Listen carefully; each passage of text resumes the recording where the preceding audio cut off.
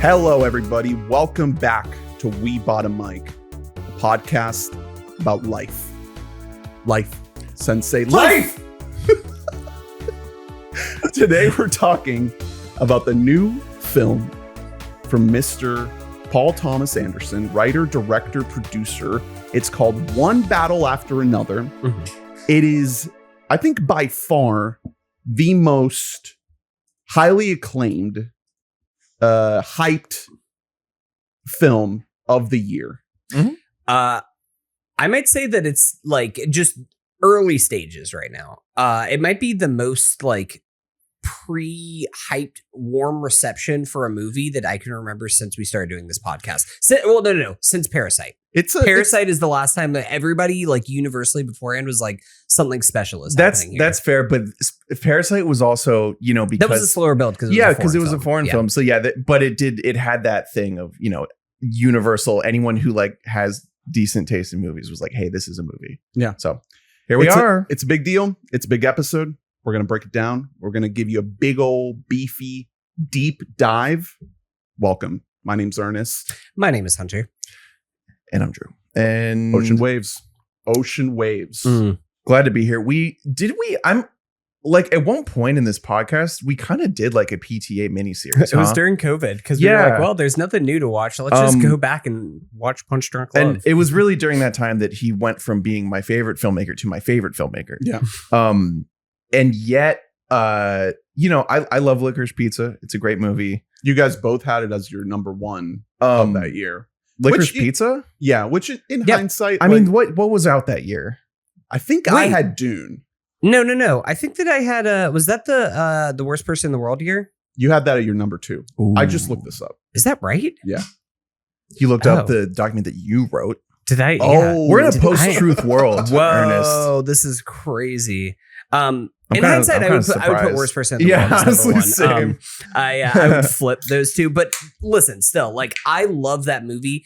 The thing is that I think PTA is collectively like this podcast's number one golden boy, because his worst movies are a lot of filmmakers' best movies. Like, I think that the lowest movie on his list, at least collectively, I actually have a lot of affection for it, especially on a rewatch, is Inherent Vice. And what is that movie like? An 8 or 9 out of 10? Like, what are we talking about here? So I haven't seen Hard 8, but yeah, I'd probably put that at the bottom. Hard 8, which is a movie that's like definitely has its faults and everything, and it's still like deeply watchable and enjoyable movie. So we have this new one coming out.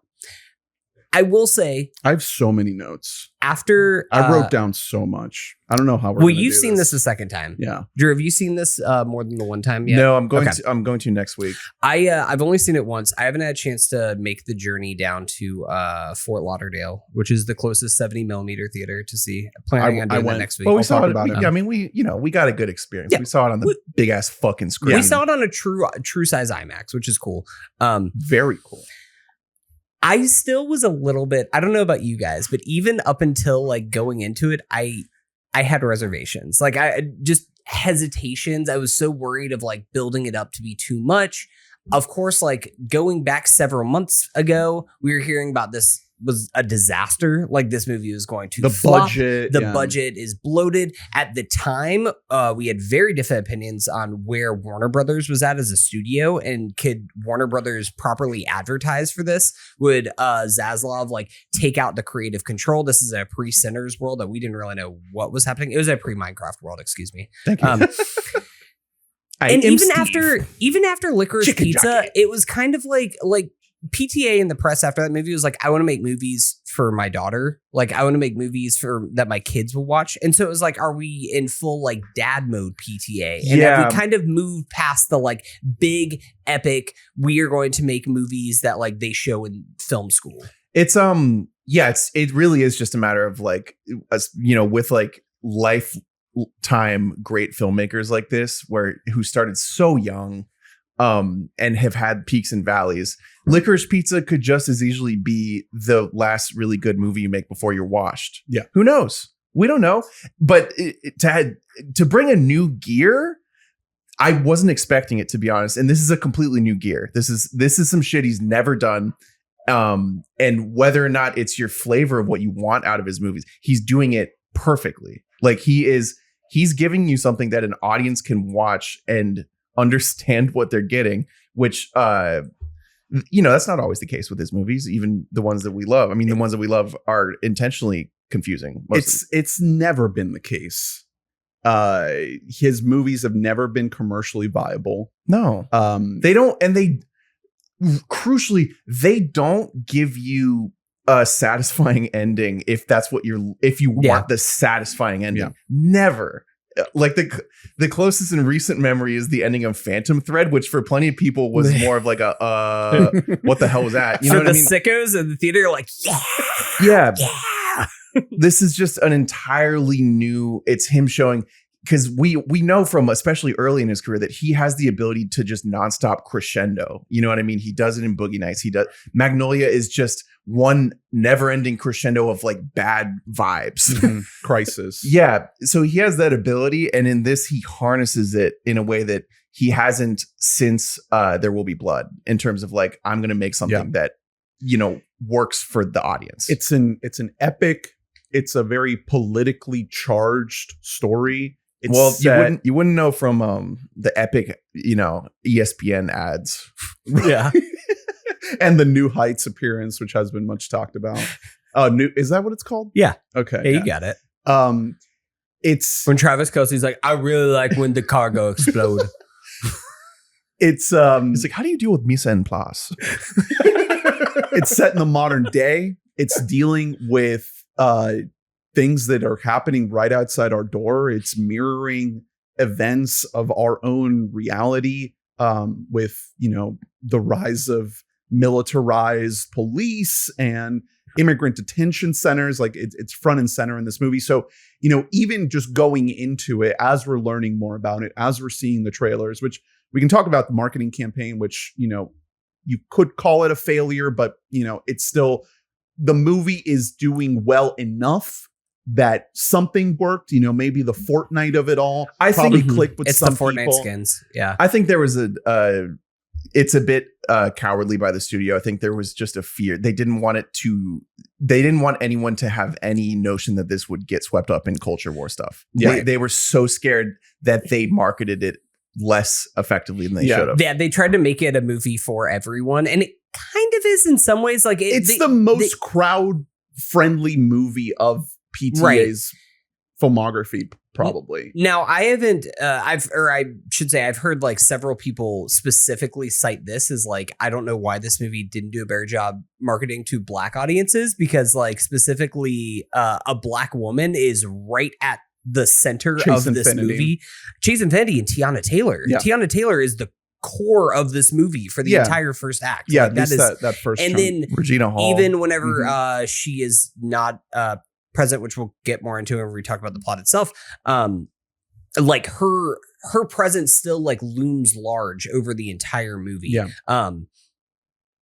I think it's safe to say that we all think this movie's okay.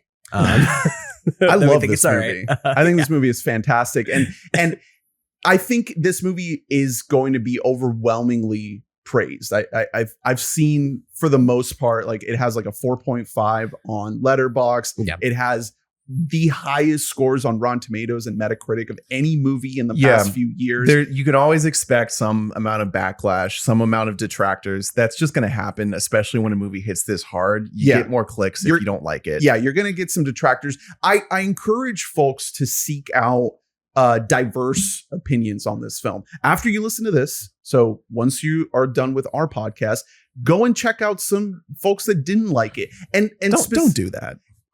Well, I want to encourage people to specifically seek out Black critics and Black women, because this movie centers their experiences. Obviously, PTA is a white man, but he is married to Maya Rudolph, who is biracial, and a lot of the crux of the story is his own personal experience being a father to mixed race kids and being married to Maya Rudolph, and sort of his own whiteness and how it's presented. But the casting of Teyana Taylor, the centering of Black women, as you mentioned, is a key part of the story. And I think a lot of people are going to be uncomfortable with some of the depictions in this film.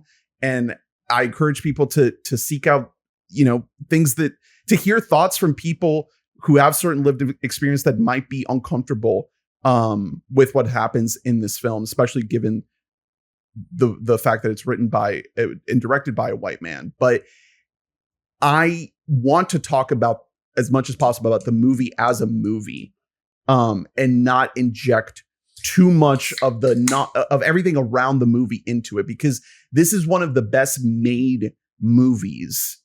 The construction of it, the way it sort of flows when you're sitting there in the theater, it's one of the best things I've probably ever seen in my life. Yeah, and especially when contrasted with what PTA, his hallmark was early on in his career, which was these sprawling giant ensemble films. This film has a great ensemble cast, but story wise, it is so narrowed down.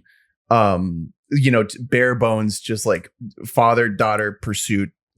You know what I mean? That becomes what the movie's about, in a way that all of the esoteric stuff, all the weird, quote unquote stuff, it becomes so much more digestible for a general audience, because they understand what the point is here. Right. It is so, it's just so laser focused while still having like the shaggy element that you want from PTA. It doesn't feel like he's rushing. It doesn't feel like he's dragging. It feels absolutely it's just like a master who has perfect command of what he wants to see on his screen.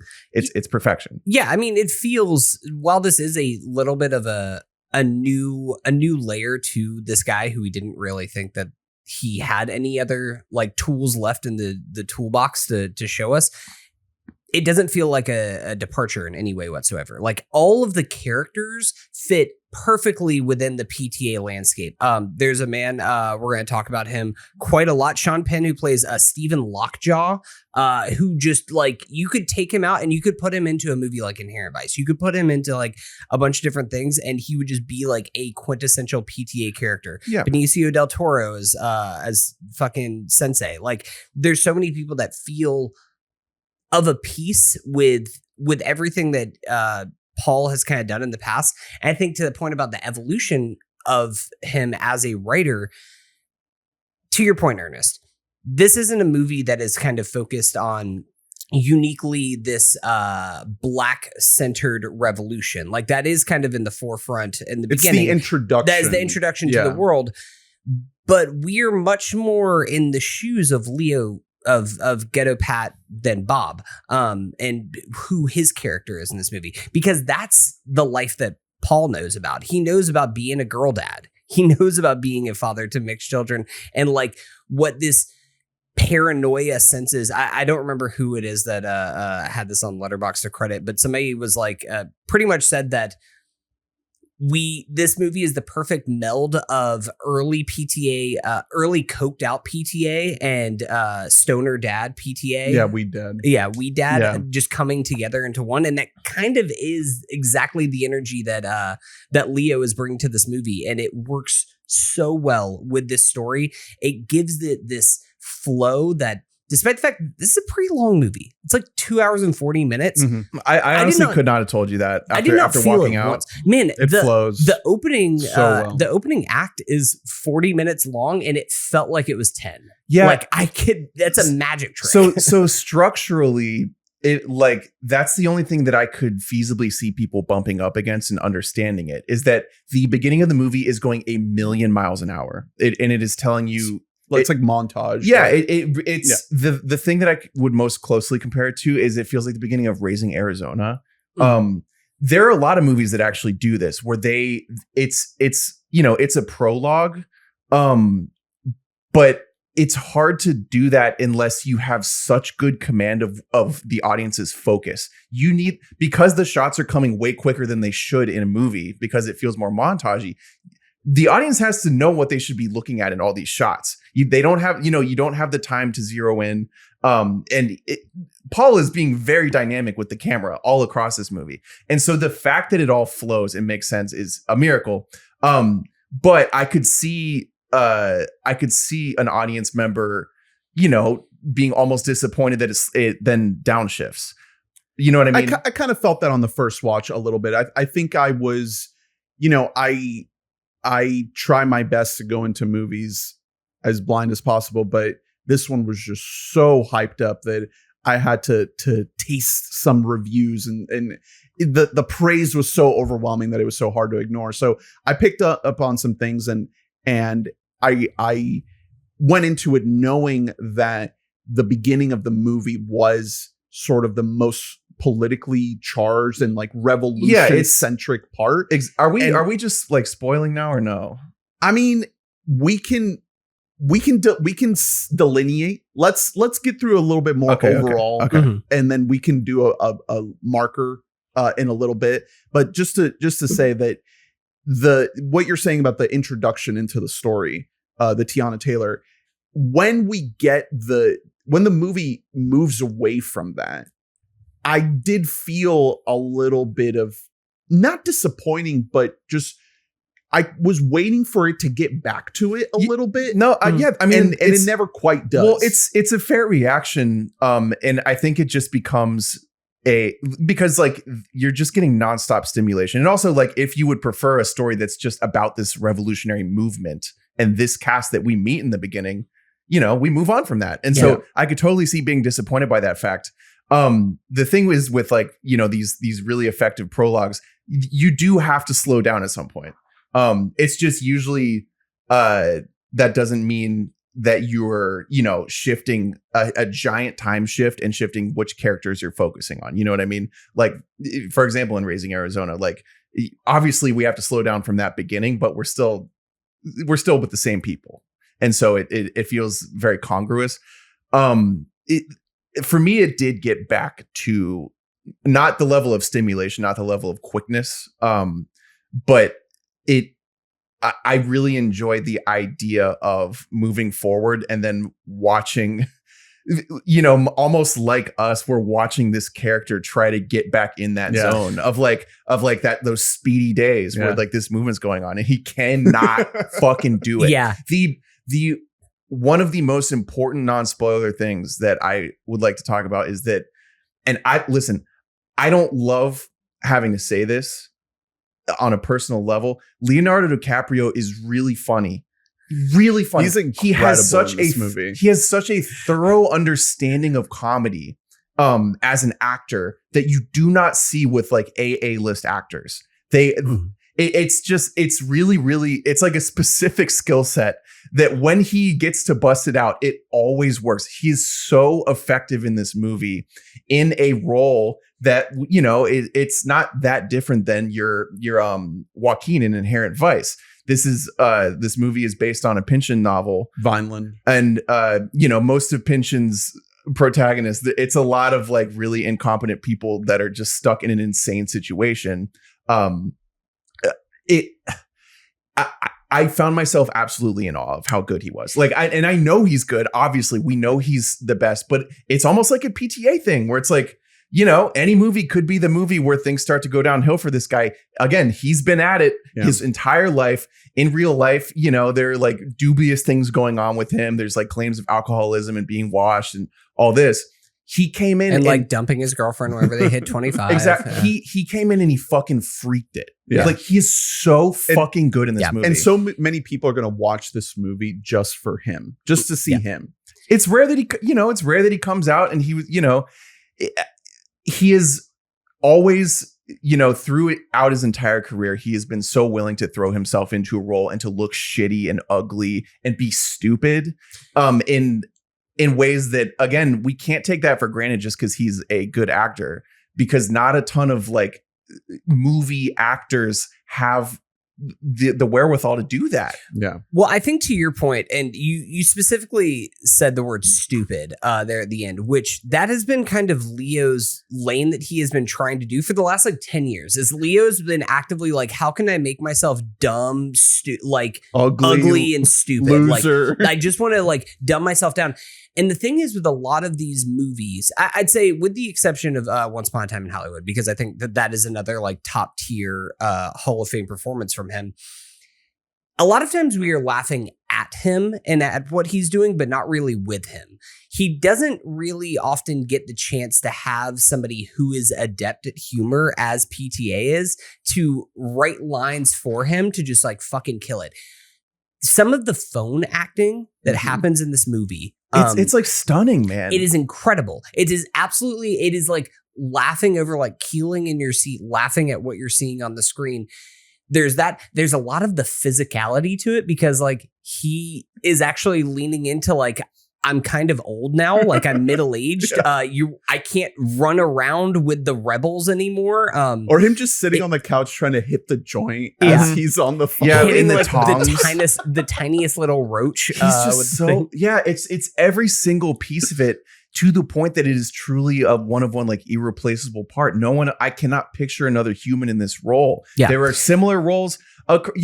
Pynchon novels have been adapted before. His influence is all over certain movies. Big Lebowski is basically a Pynchon novel adaptation without being an adaptation.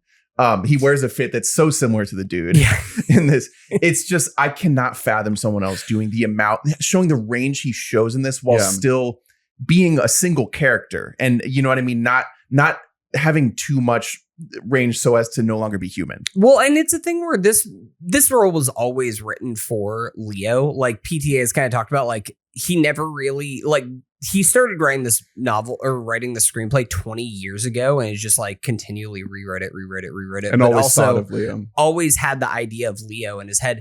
But it's funny because like you think about his main actors from the last few movies that he's done, obviously like setting aside like the DDLs and stuff like that, like could Joaquin Phoenix have been Bob? Yeah, he could do it. He could have, but like that's not. He would have brought too much neuroticism is the problem. The general audience would be like, God, this guy's fucking annoying. Because he been is. too horny. But yeah, like that's who plays this part. He plays like the whimpering, he's the beau. Absolutely. Like that is the guy you would go to. And to see Leo like unflinchingly do just as good as any, like I was just absolutely mind blown. Generally, like all PTA movies, like this is as much a filmmaking watch as it is a cast watch. Everyone is just bringing so much. In the first act, Teyana Taylor is bringing firepower that like I'm a big fan of hers. Even dating back to like when she made the Kanye produced album, like the last year Kanye was a person. You're a big fan of her in the Fade music video? Yeah, the Fade music video. Yeah. Remember when, is she still with Iman Shumpert? Remember that? Yeah, I think they're married. Did Stephen Good for Lockjaw Iman Shumpert. Good for you. That's really funny. Did Stephen Lockjaw direct that music video? He didn't know all of her angles. She is so good. Like she is. It's just a great casting call by PTA, and she brings a magneticism and an unpredictability that like you need, because the memory of her, the impact of her is what fuels the entire like last two acts of the movie. Is like you're meant to feel her absence, and you do the whole time. You're like, God, she was crazy good. Guys, I do have bad news or good news, depending on who you are. Teyana Taylor and Iman Shumpert did get divorced last year. Oh, tough. So Teyana Taylor is single. While on the set. Well, let's Lockjaw, are you listening? Let's transition to a full spoilers, because I think what I want to do, since you're just bringing up this section, I think we should get into like the movie basically in order. Like I want to just talk about like the entire thing. So if you have listened up until this point without watching the movie, please see the movie. Yeah. It's the best movie of the year. I mean, I think some people might disagree with that, but once you see it, I don't know how you could. There's gonna be detractors, but like this is a major event. You got to check this out. This is big deal cinema. I don't want to, because a lot of people also are making the comp to Eddington. And I think that I did, like, as we walked out of the theater too, of like the pairing of the two. Both are about now. Yes. This is kind of like taken that mantle as like, this is the movie of the year, even if it's not like your favorite or something like that. This is kind of one of those things that like it's going to be exalted into the film canon. Like I'm ready to kind of make that declaration now. Yeah, and if you watched it and you hated it, let us know in the comments. Let us know why the movie is ass and why it's mid and why it sucks. Yeah. The only honestly, people who think it's mid is more fascinating than people who think it's ass. Like the only people who I've seen give negative reviews of this are conservative. And you know what I mean? That doesn't count. Yeah, like to be honest, unfortunately, the bad faith, like anti-leftist. I don't care about those. Yeah, when people. by the way, it's not like this movie could be way more leftist. Oh, for sure. You know what I mean? Like fucking get over yourself, you losers. I was gonna say I have seen some negative thoughts on people who think it should be more leftist. People who think that PTA shouldn't be centering Black women in the way he does in this film and posturing towards experiences that he doesn't have.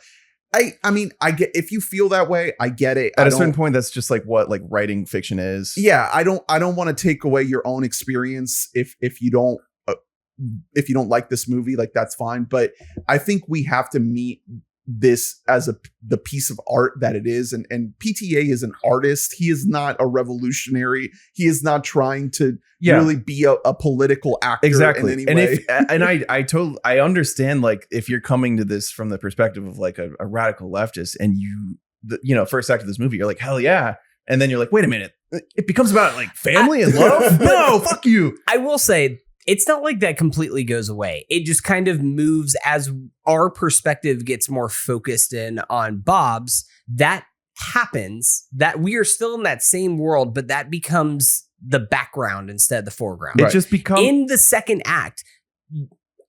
Probably my favorite part of the movie, that my favorite stretch, and we're transitioning to spoilers right now. Last chance, spoilers now.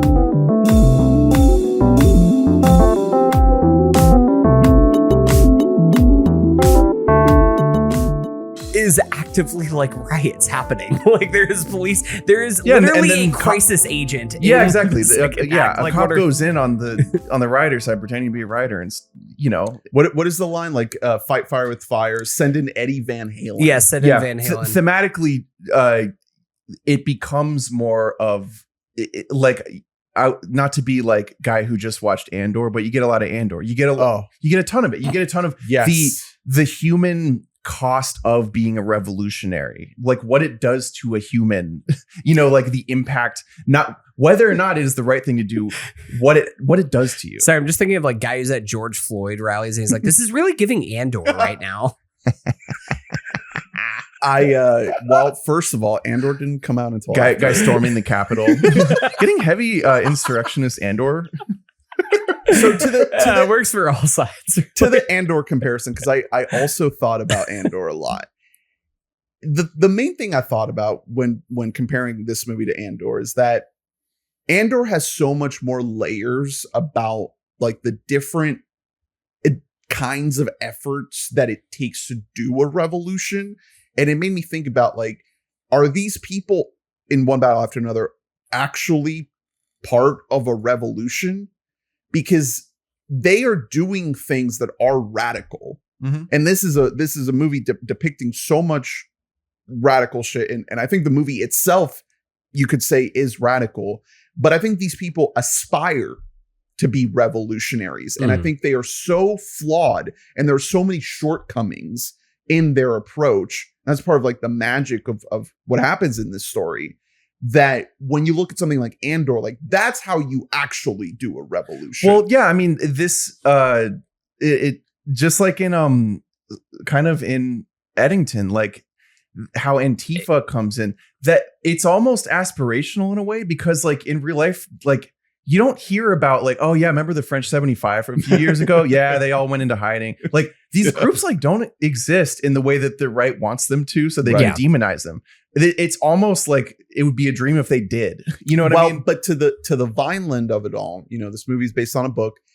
Vineland is heavily inspired by true revolutionaries. I really want to read that book, because from the sound of what I've sort of researched about it, is that it is pulling a lot from real events when it comes to the Black Panther Party. Mm-hmm. I think there was another one called the Black Liberation Army, I think is another one. That's how far you have to go back to see true movements like the this. the closest time is Reagan America. Like well, that's when Vineland is set. Vineland was written in 1990. It's set in the 80s. It's about former 60s, 70s revolutionaries. The French 75 apparently is borrowing heavily from a group called the Weather Underground, which I've been learning a lot about, which is sort of like a reaction to the FBI murdering all of the Black Panthers, and basically like this radical leftist, explosion reaction to the killings of people like Fred Hampton. And then to tie this all back to the opening chunk of the film and Teyana Taylor, I've also been learning a lot about Assata Shakur, someone that I just cannot believe that I don't know more about. She just passed away. She died the day this movie came out. That's crazy. And she, I think, I mean, PTA hasn't said anything, but I think it feels like she is a heavy it's not about she is for Perfidia Beverly Hills. So she was a member of the Black Panther Party, of the Black Liberation Movement. She had to live in Cuba the remainder of her life. She escaped prison after being charged with killing a cop in New Jersey. She was in prison for about 2 years, then escaped and found herself, with asylum in Cuba. And she was a Black revolutionary. And those are the types of things that this movie is you could throw whatever criticisms you want at it and how much it uses or it tokenizes people like Assata Shakur, or it warps like these real life stories. But the fact that it is making people look into this, that's cool, is awesome. And it also and learn about it. It also successfully achieves like one of my biggest pet peeves in all of filmmaking, which is being too precious when you adapt something. Yes, this is how you actually adapt something, is you don't really adapt it. You know what I mean? If I would assume that Inherent Vice is real close to that fucking book. Apparently, it's like large chunks of it are literally and that's why that movie fucking bothers me, because it's like, PTA, I know how you write. You're a great writer of dialogue, and this is your thing. This is book dialogue, bro. Book dialogue, movie dialogue, different. So he successfully found a way to update it and modernize it and take the key functions of it. So if we're doing Black revolutionaries in the 60s, obviously we need to transition to the prevailing human rights issues in America in the modern day. So we're going for migrant detention facilities. We're going for they mentioned an abortion clinic. The opening images of this movie, and shout out to Johnny Greenwood, because the first thing you hear is that piano. Yeah. Before you even see anything, you hear it, and you're in media res with the French 75 about to break out a bunch of migrants at a detention facility. Apparently, this is a real place, Odessa, something, I'm forgetting the exact name of it, right at the border. And talk about radical filmmaking. The way PTA shoots the wall, the border wall, the images of this wall feel radical. Like it just immediately, as soon as this movie starts and you get these wides and you see the landscape, you see the wall. I've never seen anything like that. And what unfolds here, this breakout, this heist, it feels like like nothing I've ever seen before. The energy, the that's the thing. Explosive nature of it. PTA hasn't made like an action movie to this extent ever. I always knew he could. No, of course. I always knew he fucking had it. That's the thing. He had moments that felt like they were directed like action movies within his totally. But this, the action is just perfection in this. Like the way he shoots, he just has such a firm grasp on like what he wants to be in frame that it all works so unbelievably well. Right off bat, you're getting a dose of energy that is throwing you way off balance. You're like, what on earth? Like you said, in media res, we're starting in the middle of something. Yeah. It also does a good job of sort of setting up for you that like not to get too comfortable. Like maybe we will be just, blasting through some stuff really quick. It works. The moment, and ironically, kind of the moment of quiet and calm that we get amongst the chaos is Teyana Taylor and Sean Penn meeting for the first time, and just having her like sweet thing actively just like fucking give him boner. Yeah, give him. You just see Sean Penn just with a full hard on as he's getting like emasculated by this revolutionary woman. And that was kind of a moment where I was just like, oh, we're still in a PTA movie. Like, yeah. Don't worry. We haven't like completely like lost the sauce and he's like doing something. He didn't else forget for about studios. boners. Like, he still is here and he thinks sex is funny. And that becomes like kind of a through line that in a way becomes, in like kind of a dark twisted way, the real love story of the first act of this movie is these so two characters, not actually Perfidia and Ghetto Pat together. It's tough, but it tough for Pat. I did want to say two things. One, you mentioned Johnny Greenwood. And shout out to, I believe it was Jess in our Discord who specifically comped it to the Killers of the Flower Moon score, which this reminded me a lot of. And whenever you're talking about the propulsive nature of this movie, it all comes to these plunking piano keys that he just keeps going. I've been for the last like week just like listening to the score while working. So it's just a great score. Just throw on, as most Johnny Greenwood scores are. It's like Poor, stupid good. Man, Sinners was just out here, and I was like, well, nothing's gonna touch that score for the best score of the year. And then fucking it's all right. this movie came around. Ludwig just won 2 Oscars back to back. Sorry, it's Ludwig, true. And also, I mean, the Sinner score, what it really has going for it is like when there are a couple moments when sort of like the non-diegetic music like becomes diegetic, and it really has like a magical feel to it where like, or you know, like the volume just gets jacked up for a big moment. It feels special. This music is so out there, like it's so interesting. Another good indicator that you're reading a dumb review is if they're like, oh, that fucking piano. I've seen that.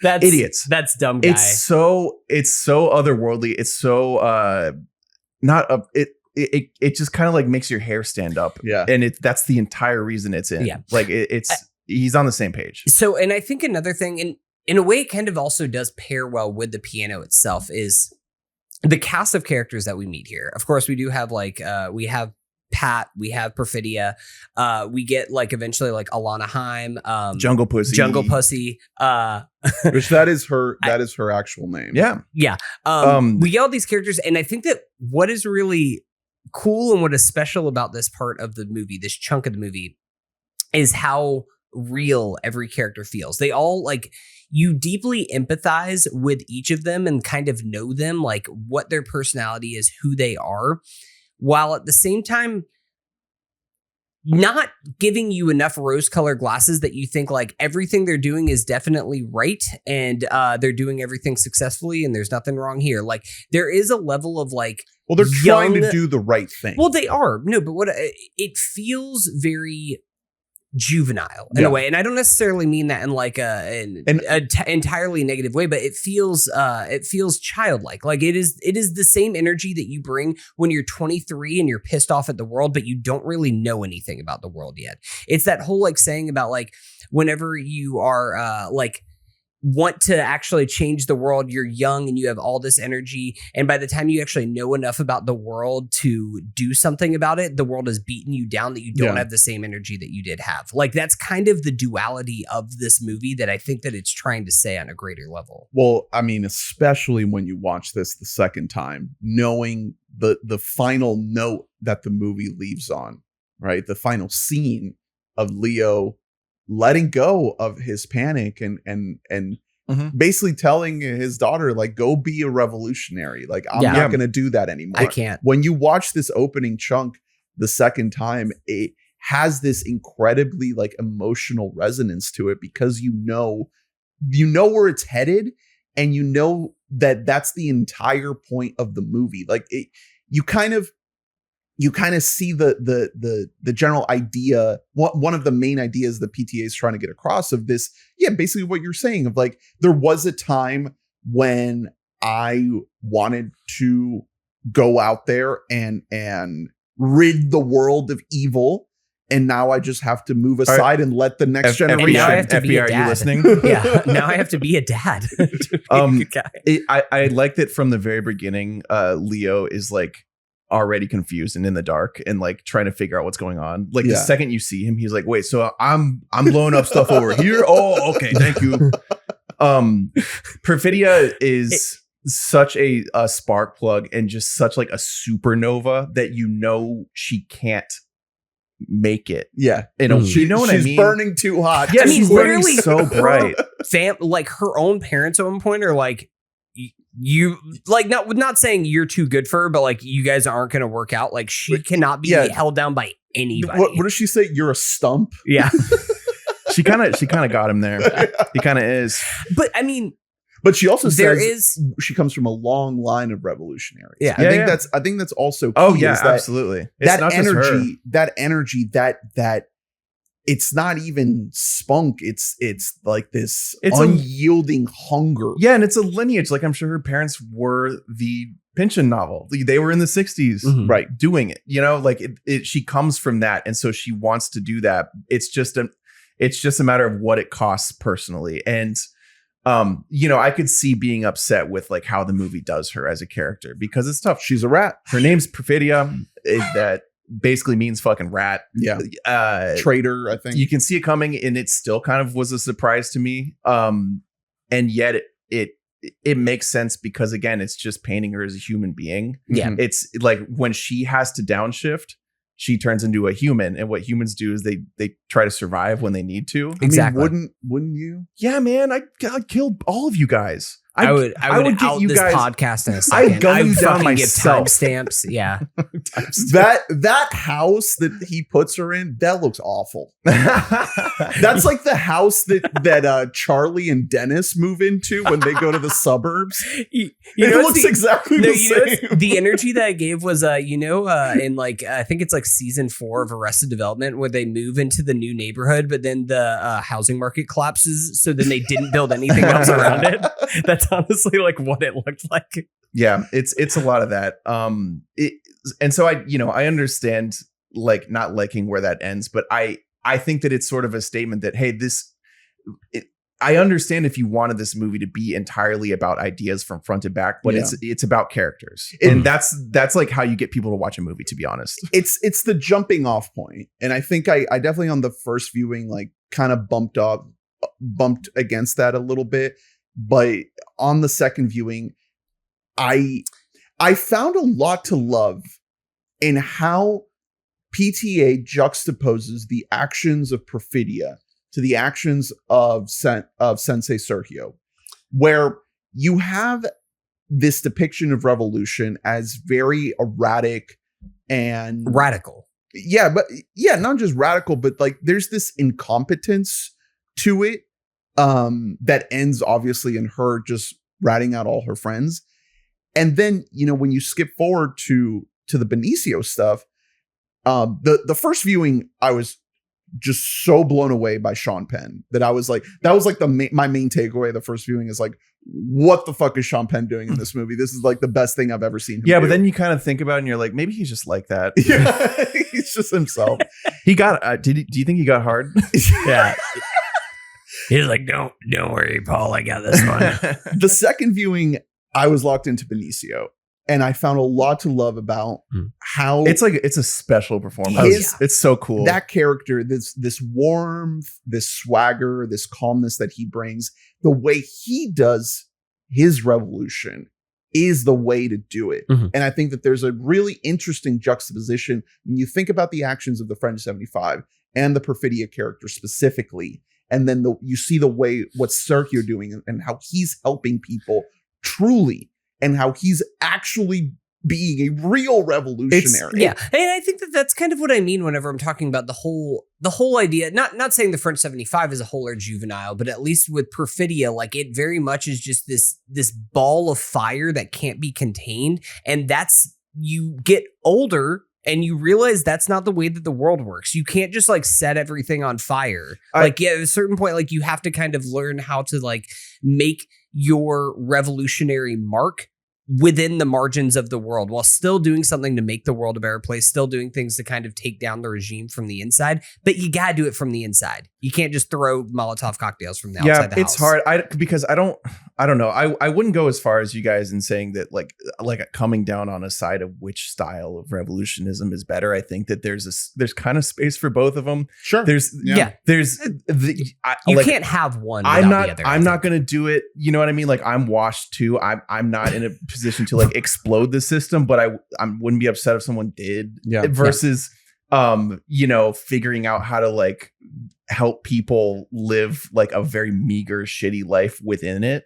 That said, obviously you're right that like what Benicio is doing is quietly so powerful. He's accomplishing more. Yeah. And also what he's performing is so he's so quiet. Yeah. Everything he's delivering is like very intentionally a lot quieter than Bob, a lot quieter than what's going on in the background. Because it's just pure chaos the entire time that we're seeing him. And I don't know. He inhabits. It's a great, conception of a character, like a karate sensei who takes that very seriously, when he steps on the board and everything, but who also is running like quite the operation BTS. Yeah. A Harriet think Tubman situation. Yeah. Your first introduction to him is the first line he says is like, breathe. Yeah. You're not breathing. Like you just like staying calm. It's the ocean waves of it all. Yeah, like you just have to. He's such a cool dude, man. Benicio is so sick. Like he's incredible. He's just slamming Delos. Yeah, and that's all. Yeah, exactly. Like it's not like he's like militant, but he's on top of his shit, and yet he's also pounding a few small beers. Like he's just cool as fuck. Can I go back to one thing for Perfidia before we move past her? Because once we get the time jump, we do not see Teyana Taylor for the rest of the movie. She walks into the Mexican border. That's it. I think that one of the really incredibly smart choices to have in this movie, and one of the things that's really resonated with me and makes her a deeply empathetic character, even after she rats out all of her friends and fellow revolutionaries, is the conversation that she has with Pat before, like, while young Chase Infiniti is screaming. Young Willow is screaming for like, because she's a little baby, and Perfidia feels deeply jealous of this child. She's just like, I used to be your girl. And now you're choosing someone else over me. And that is postpartum depression. Yeah. Well, it's postpartum depression, but that is like something that if you talk to specifically, a lot of times it's mothers of daughters. They say this is like a very like a real thing that you feel like, just kind of like it speaks to you of like this whole life, like you were always the light of your man's eye. And now there's somebody else who has taken that place there. And there's something that feels very true about that I would love. Like that's something that very much like he had to have spoken to. I don't know if it was to Maya or to other like women in his life that is very real. And it's something that you have that scene right before she snaps. And it's almost like she has kind of reached a breaking point because she doesn't have the same like stability at the home life anymore. She doesn't want to be contained. Yes. She doesn't want to be put in this box. But she sees that her man has now chosen like, I'm now putting dad ahead of revolution. And the thing is, what you're speaking toward is it's like a really universally common dynamic. It doesn't get like said out loud like that very often. I really love that as well. And it also made a lot of sense within the dynamic of their particular relationship because Pat is not the kind of guy who can have time for two like main, he can't revolve around the both of them. You know what I mean? He's like, he's so washed, like his, so I could totally see him being like, okay, listen, I'm sorry, but like the main thing right now is this baby. Yeah. Like it's just more pressing than you. Like he said that his brain was fried because of the post events. I think his brain was kind of fried before. Yeah, like he was already. Yeah. It was becoming. So we flash forward. Hold on. Okay. There's a couple more things I want to say about this section. The bank robbery. The car chase.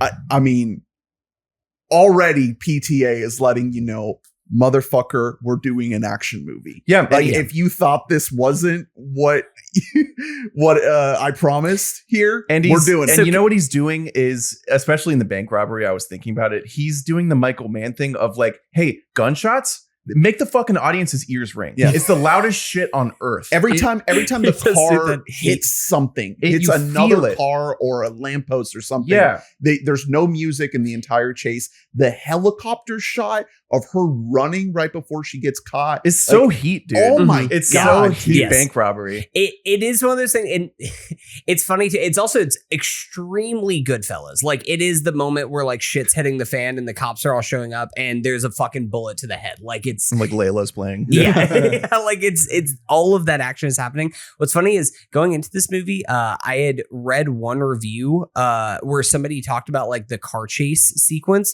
And so this happens. I was like, man, this is a really good. Yeah, you're like, damn, that's pretty good, brother. And it kind of desensitized me to the end of the movie. But the other thing I wanted to bring up is just going back to the very beginning. All the nighttime stuff by the border I thought was beautiful. You know, a lot of people talk about how modern movies don't know how to light nighttime stuff. PTA just had to come in and be like, all right, this is how it's done. We can clearly see the action, the shot of Leo running as he sets off the pyrotechnics to announce the revolution. All that stuff is incredible. Sick as hell. Shout out Giovanni Ribisi. With the special thanks. The rig. He restored a VistaVision camera and gave it to PTA for this. So and let me tell you, shout out Scientology. Us out here on Giovanni Ribisi Island have been fucking eating. Where's Horizon Chapter 2? Horizon Chapter. I was promised fucking Giovanni Ribisi centered Horizon. There's 2 months left in the year, Kevin. He better be the main character of Avatar 3. Oh yeah, I forgot he's about. And it's all about him just like putting his. Do they even into mention the little him cup. in the second one? Yeah, he's in the very beginning, isn't he? He like is on like a voiceover. Like it's like nothing at all. Yeah.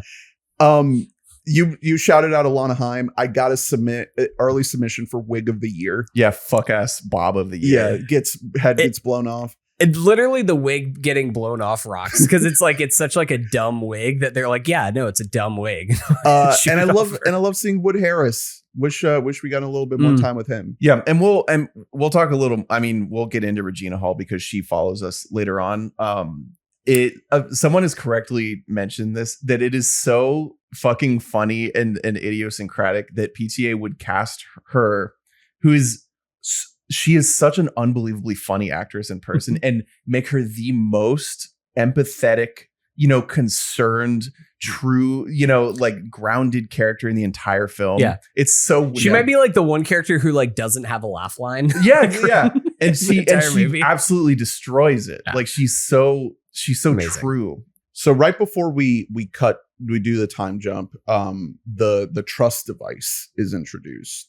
And the melody that Mr. Greenwood comes up with for this thing, it is a musical device, right? So you have two halves of this melody, and when they come together, you know that you have to trust that person with your life. And so as this device is being introduced, they're packing up the house.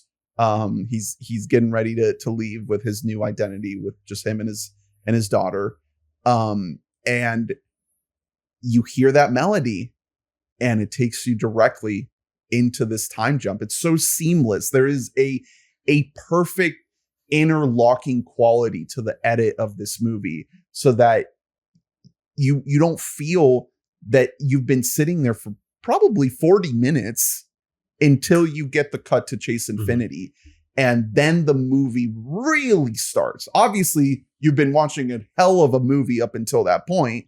But when you read the IMDb description of the movie, it's describing what happens now. Yeah, exactly. Like it worse versions of the movie start there and then flashback to things that we see in the beginning, because again, like I said, it's really hard to hold focus when you're blasting through shit for like 40 minutes. That's like nearly impossible. And if you're a filmmaker, I would not recommend trying it unless you're PTA. It's expert level. Yeah, shit. It's so hard. And it works really well. Chase Infiniti eating the lunch of Chase dreams from the other two. Yeah. Yeah. It's all I can think of whenever I hear her name is Chase Dreams. Shout out to Steely Dan. We get the dirty work needle drop in there. A lot of like more straightforward needle drops in this than he typically does. You know, we all know dirty work. I think this takes the belt for the. Now, when I think of this song, I'm going to think of this movie. Oh, totally. I've been getting into some Steely Dan this year. Oh, you and your boys with your what is it that they say? They're finding the equipment from the recording studio. That's so funny, by the way. Really good. Yeah. So we get introduced to We're trying to find the right tube amps and modern daughter Willa and now Bob. And their dynamic, which is like she's fed up because he's so washed and such a little shit. But God, I wish he just stayed out late with the boys. I wish I could have seen him with his homies. Her parents jamming out some amps. Isn't that just like a deleted scene that you just want? Like I just want to see him with just because they don't know like who the fuck he is. They think he's just another like stoner in his 50s, just trying to be in like a Steely band cover band. So yeah, Leo's now a chopped unk.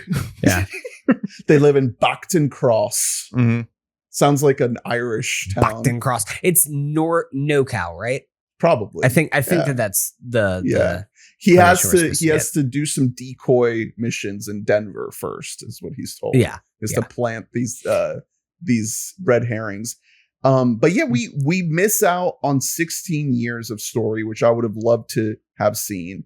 But essentially what happens here is the idyllic life of Willa and Bob gets interrupted by Lockjaw reemerging. And we got to talk about Sean Penn. Yeah. Because there is an entire element of this movie, which is this, I guess you could call it centering of white supremacy in a way that I was not expecting. Like the Christmas Adventures Guild or the Christmas Adventures Club. Yeah. This is a major part of the story. Hail St. Nicholas. Yeah. R.I.P. Chris Kringle. What is it? R.I.P. John Kringle. When they said R.I.P. John Kringle, I was the only person in the theater who like let out like a chortle. So this is what happening? Really sets off the events of the movie, right? That he is invited into the Christmas Adventurers Club. And as he's questioned about his past, he remembers, oh shit, I think I knocked up Perfia. Yeah. And they're like such a I don't know, like a really, really bizarre.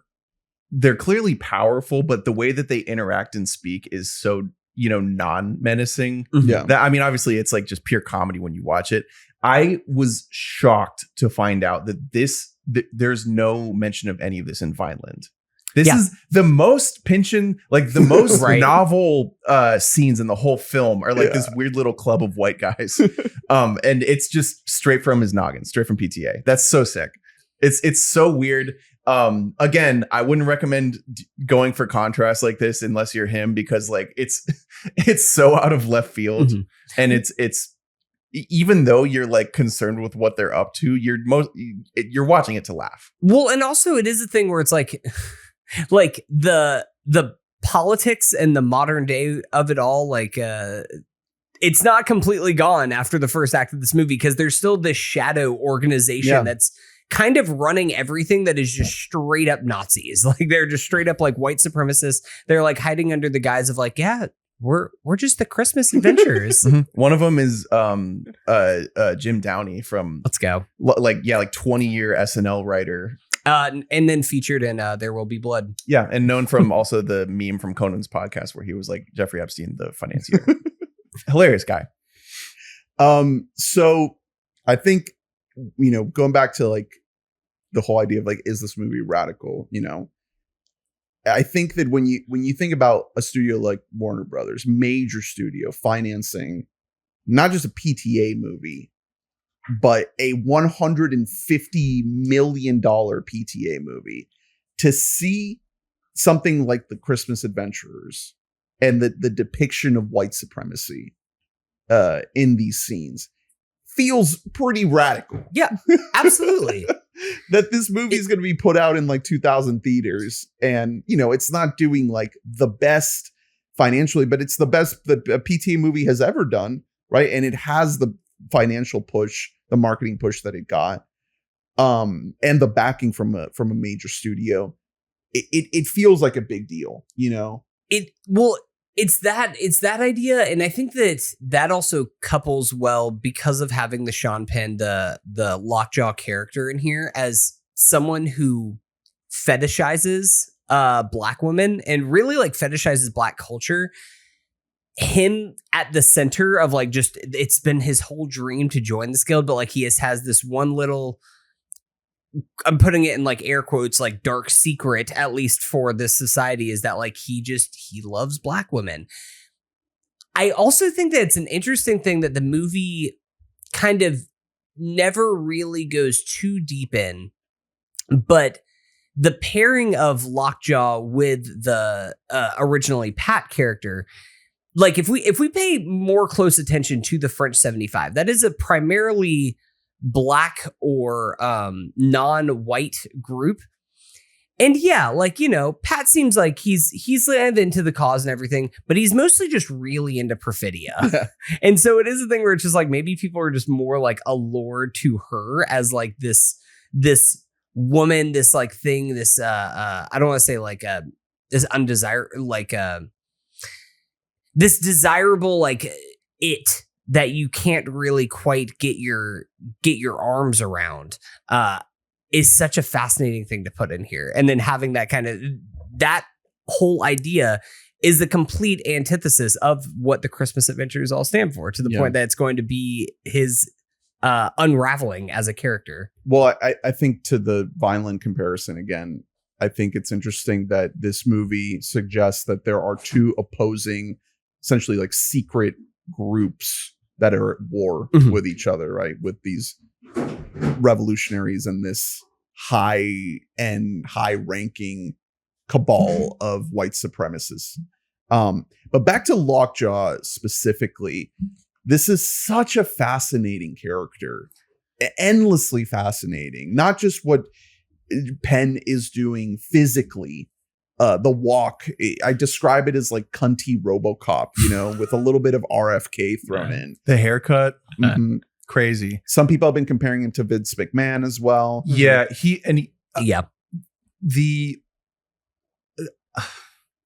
I'm trying to be nice. The way that Sean Penn just looks, he looks dumb. He got beefy for this. I mean, he's really leaning into it, and the walk itself, I think, deserves an Oscar nomination. But there is so much repression and self-loathing in this character, and I'm just so endlessly fascinated as to, you know, he is essentially the antagonist of the movie. He basically, that's like a Terminator moment at the end where he's like this unstoppable killer that's just coming at our heroes, quote unquote, because I don't know if we can actually call these people heroes, but at our protagonists. But I think it's fascinating that he's effectively working against his own self-interest. Yeah. Because if he were to allow these revolutionaries to do their thing, it would actually benefit him more because of his love for Black people, for Black women, his repressed love for Black women, and the fact that he's probably gay. You know, we get that little tinge at the end with the tight shirt comment, and the fact that he's like trapped and being used as a pawn by the Christmas Adventurers Club, right? Like he is not putting himself in a situation in which he's setting himself up for success. And yet he is actively ensuring his own demise by every step that he takes in this movie. He's a fucking idiot. Yeah. He's a dumbass. And it's a rare archetype that you see that always works is when it's a stupid character that you get laughs out of, but also holds enough power that he's scary. Like, especially like once we time jump, he's clearly gained a lot more power than he even had in the beginning. Like he is moved up the ranks in this weird, you know, like it's like ICE. Yeah, basically. What is it? MKU. But it's a lot less like plain clothes than ICE. Like it's just like we are the army. We are the military. We will kill you right now. Well, it's where we're going. We'll just give it a couple years. He has the whole thing where it's just like make me a reason to go to Bacton Cross, which is almost like the most terrifying thing for like modern day to worry about. Of make like, up the chicken licking raid. Yeah, exactly. Like just make up a reason for us to have military occupy to the find city, Willa, which is which that's a scary. By thing. the way, I've heard a lot of people say that the opening chunk of this movie is set in like 2008 because that was 16 years ago. There's nothing to really suggest that. I read it more as like the opening chunk of this movie is now, and then we jump to like we're on the 5th 2040 or whatever of Trump. And, yeah. Really? Yeah. I don't think so. No, I think it's enough of an alternate reality that you could make. It still feels. Case. I think the closest thing for our time, like that isn't right now. That was prior to the Trump eras. I guess is probably like the Occupy Wall Street era of this all. This is kind of like a tinge of that, but with the kids in camps of today. Like it's not exactly our world, but I think that the time jump is like 2025. I think the most important part is that it is a bit of an alternate reality. Like you can read it either way because it, you know what I mean? There's such a limited amount of technology in the movie. Yeah. that we're not getting like a Black Mirror element. Like the devices that they're using could exist like in any year since like the 50s. You have to tell me that the UI for the iPhone camera is going to get better by the year like 2065. I really have to believe that. Well, and it sort of, I think, speaks to the circular nature of these issues that the French 75 are bumping up against. There have been migrant detention facilities since, well before, like since the early 2000s. People were talking about immigration in this way in the early 2000s. People were talking about abortion clinics that way in the early 2000s.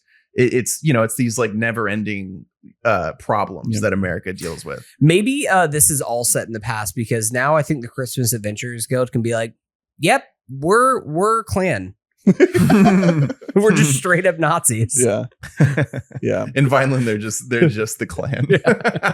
So this middle chunk, I've heard a lot of people say is their favorite, as we get into Lockjaw, like coming into the school. Shout out Mo Bamba. Shout out before that, the shot of and a couple people have mentioned this, of Willa going outside, looking up and seeing the bird, and then like you hear kind of the score, and then it's the helicopter. It's kind of coming in. These couple of scenes where you get Willa and Bob interacting, and then you get Bob like being what's up, homie? Being like a weird like conservative almost with her friends. That's like kind of how the movie got sold, because it's like really straightforwardly funny, and like you're like, oh, this is I recognize this scene. This is a father and a daughter, and blah, blah, It's they them. It's such a funny like missell of the movie. Yeah.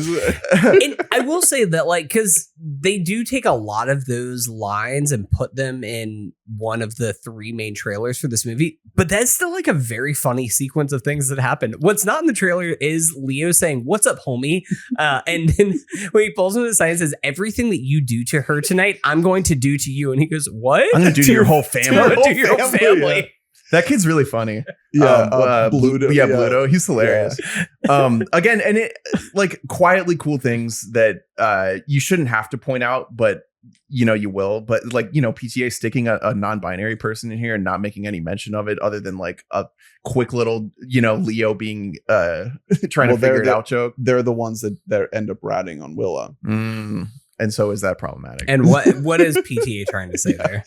But it all works. It all feels, again, like it feels like we're settling into something, only to immediately get ripped away from it. And that matters a lot, because we need to buy that there have been 16 years of them building this life. Right. And so in just a couple of quick scenes, he's able to establish everything, very efficient, everything we need to know about the last like so many years of their lives.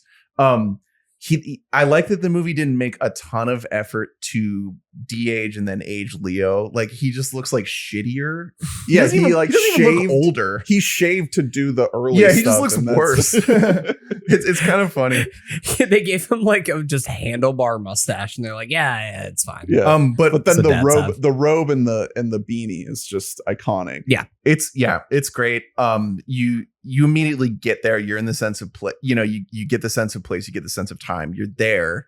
And then, you know, we get to the dance and Mo Bamba play. And then Regina Hall comes in. Yeah, Regina Hall Come comes with in. me if you want to live. Yeah, and it's like it's stunningly good scene. It works. That So scene works good. in every, you know, in any movie, and he does it so well. It's so, the camera just so casually sort of goes over and you see Regina, and it's, you know, it's like him not drawing attention to something so that it'll make you be like, oh my God, that's her. Instead of doing like a pan zoom onto her face, it's just like, oh shit. Yeah, it's kind of far away and you're like, that's her. Holy shit. I also think like in that this is a movie that's for everybody and it's also for like cinephiles. Like we don't have to wait to hear the trust device. Like that is just such a like a Chekhov's gun kind of thing that the moment that they introduced it, I was like, well, this is going to come back in Act 3.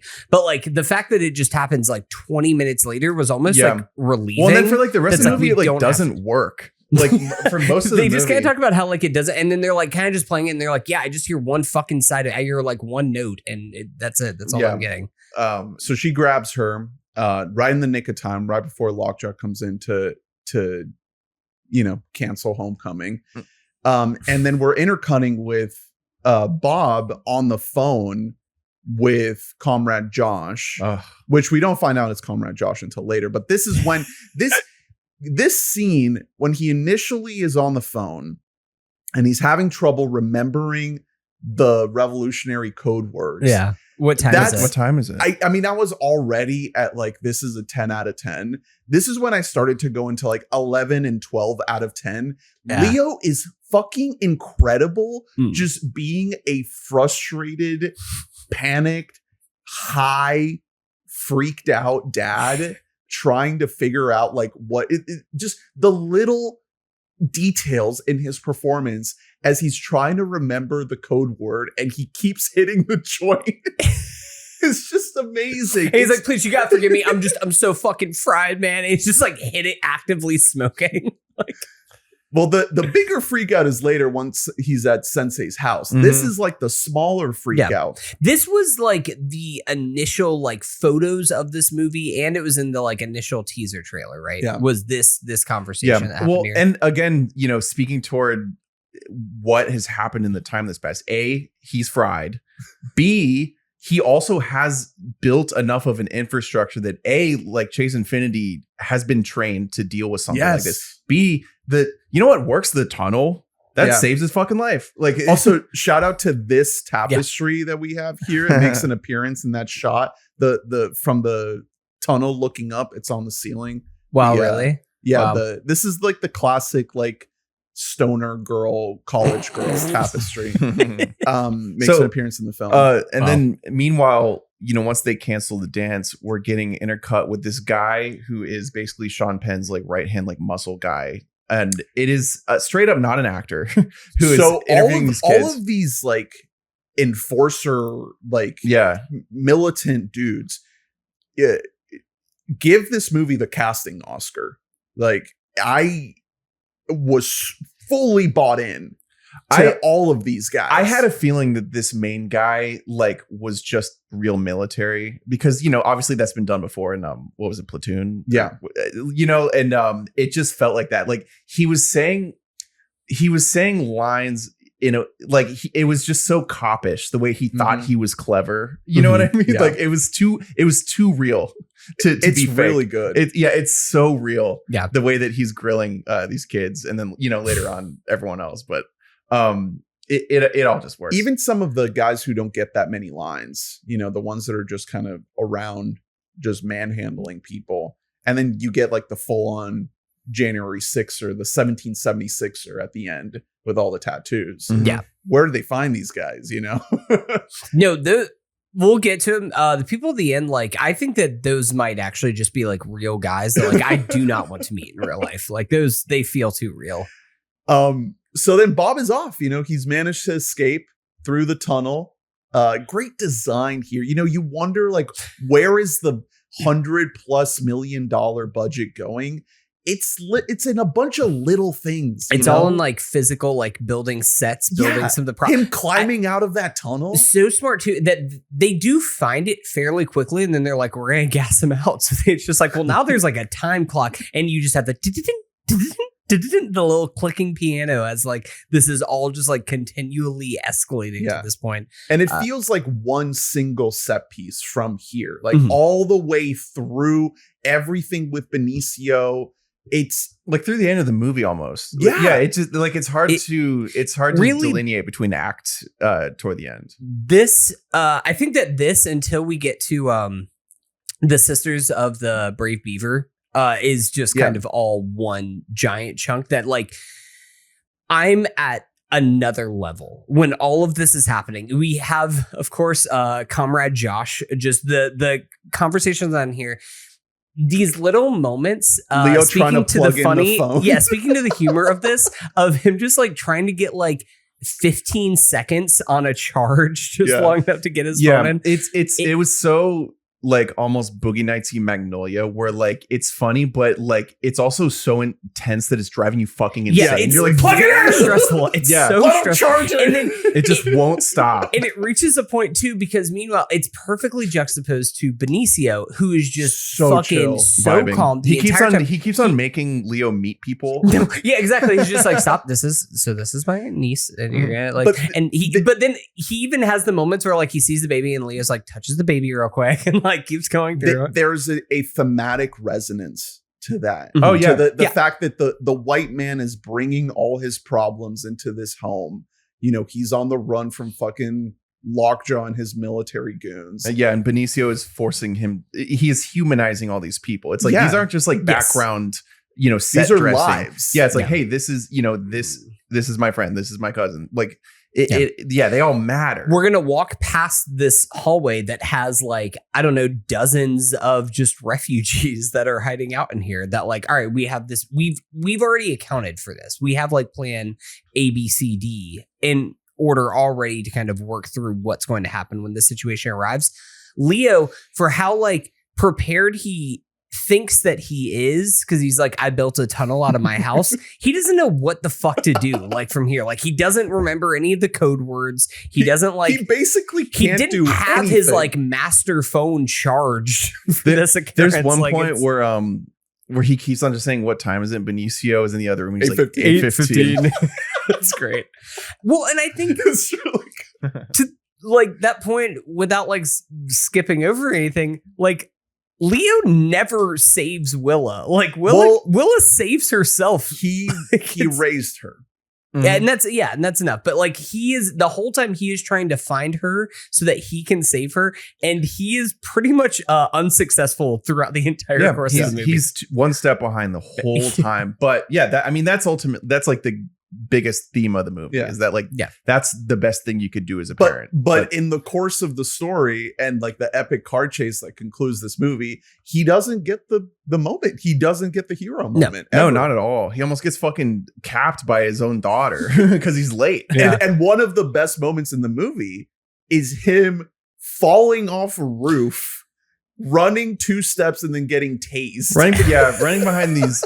Honestly, Benicio, you should have known that he wouldn't be able to keep up with these skateboarders on the fucking roof. While all of Backton Cross is like dissolving into absolute chaos that's happening, shit's on fire and everything. And then you just have these skateboarders that are just like doing fucking like lip like grab tricks and shit like that off the buildings. It's very Teenage Mutant Ninja Turtles. It's so cool. It just like looks sick. dope. It looks great. Like the whole world's on fire, basically. Again, budget. Like they're in a place. Yeah, you know what I mean. The shots from the roof, of the smoke coming up with the lights. Again, to your point about lighting and being able to, you can see it all, but it's dark. And the silhouettes of these guys just leaping. The way they're leaping, it's balletic. It's fucking beautiful. I mean, again, even though, like I said, PTA is giving us his sort of most traditionally straightforward narrative in a way in this movie, it's the way that we get there is never traditional. There's no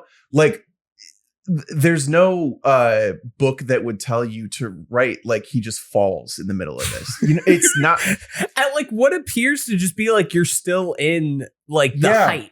and it just drops. You like, and that's like when we enter, like, it's the definition of transcendent in my mind, is when like any moment anything could happen and you would go along with it. Like you're willing, you're like, I'm there. Yeah. First of all, the fall is so well shot that like I don't understand how it was done. That's literally Leo. Like Leo did it. It apparently it was Leo. So like you see him walk over to he gets up and walks over to the camera. He gets up and immediately gets tased.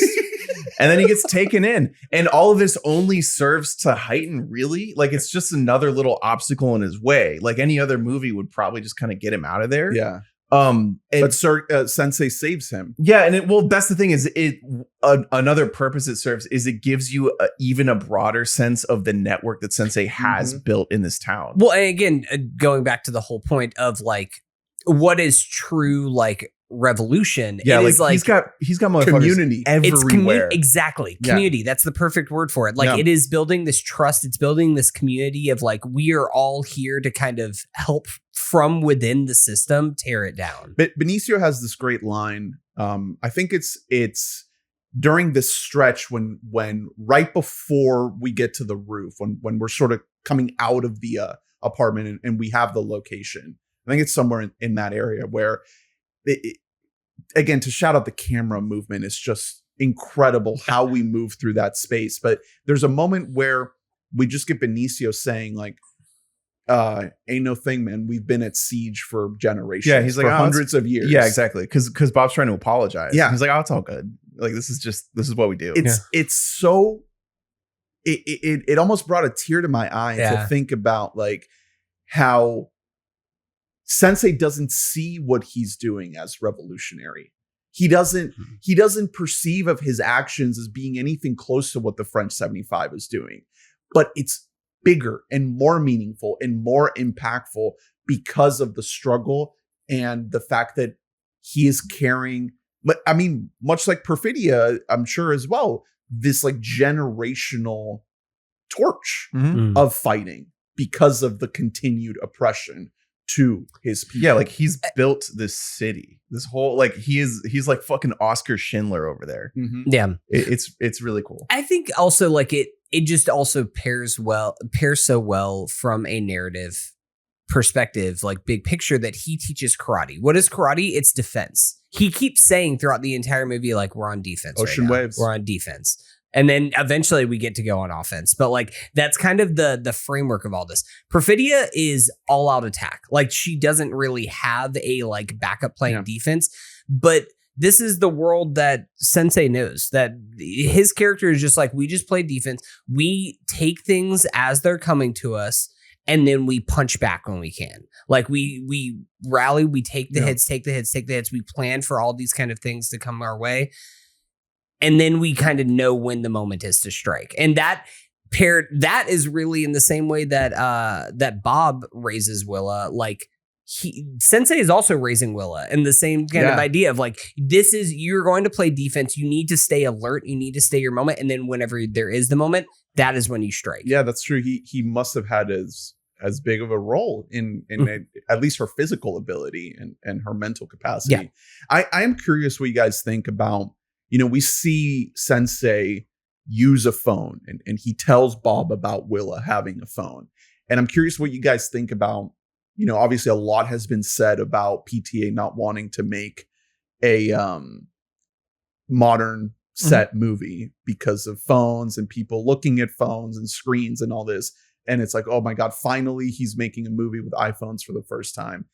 And this movie very clearly is, I don't know about making a statement, but it is trying to move away from heavy phone use by saying that like the revolutionaries all have to use analog technology. And this. Like they're basically Luddites, like it works toward like obviously his visual sensibility. Right. He just doesn't want that shit on his screens. But I'm curious what you guys think about Sensei specifically, and if you think that PTA is trying to say something in the depiction of this character and how he embraces technology when you think about him do his way of doing his revolutionary work. Do you think that there's anything there and that PTA is trying to make any connection there, especially the way this movie ends with Bob holding an iPhone? I've been thinking about the ending a lot because I think that there is two ways to read it. You can read it as like, one is, oh God, he succumbed to the system or something like that. But I almost think that like it goes a little bit deeper than that. Like, I think that there is a little bit of Sensei has a like an awareness of where he is in the big picture of things, which is that he is a fish in the pond. Like, he is not he's not the big kahuna because he's not out there trying to set the system actively on fire in it. And so like, maybe it's a little bit of acceptance of like, yeah, I have a phone. They could probably track me if they wanted to, but like, are they going to do that? Is the mysterious they going to spend the time to do that? Or like, no, does it not really matter? And should we just try and like live our lives and then make the moments? And how useful has the phone been in building that community? Yeah. And I think it's like, it's kind of a little bit of the greater good thing. Sure. Is it probably technically like more responsible and safe to just stay everything analog, completely off the grid? Yeah, I guess.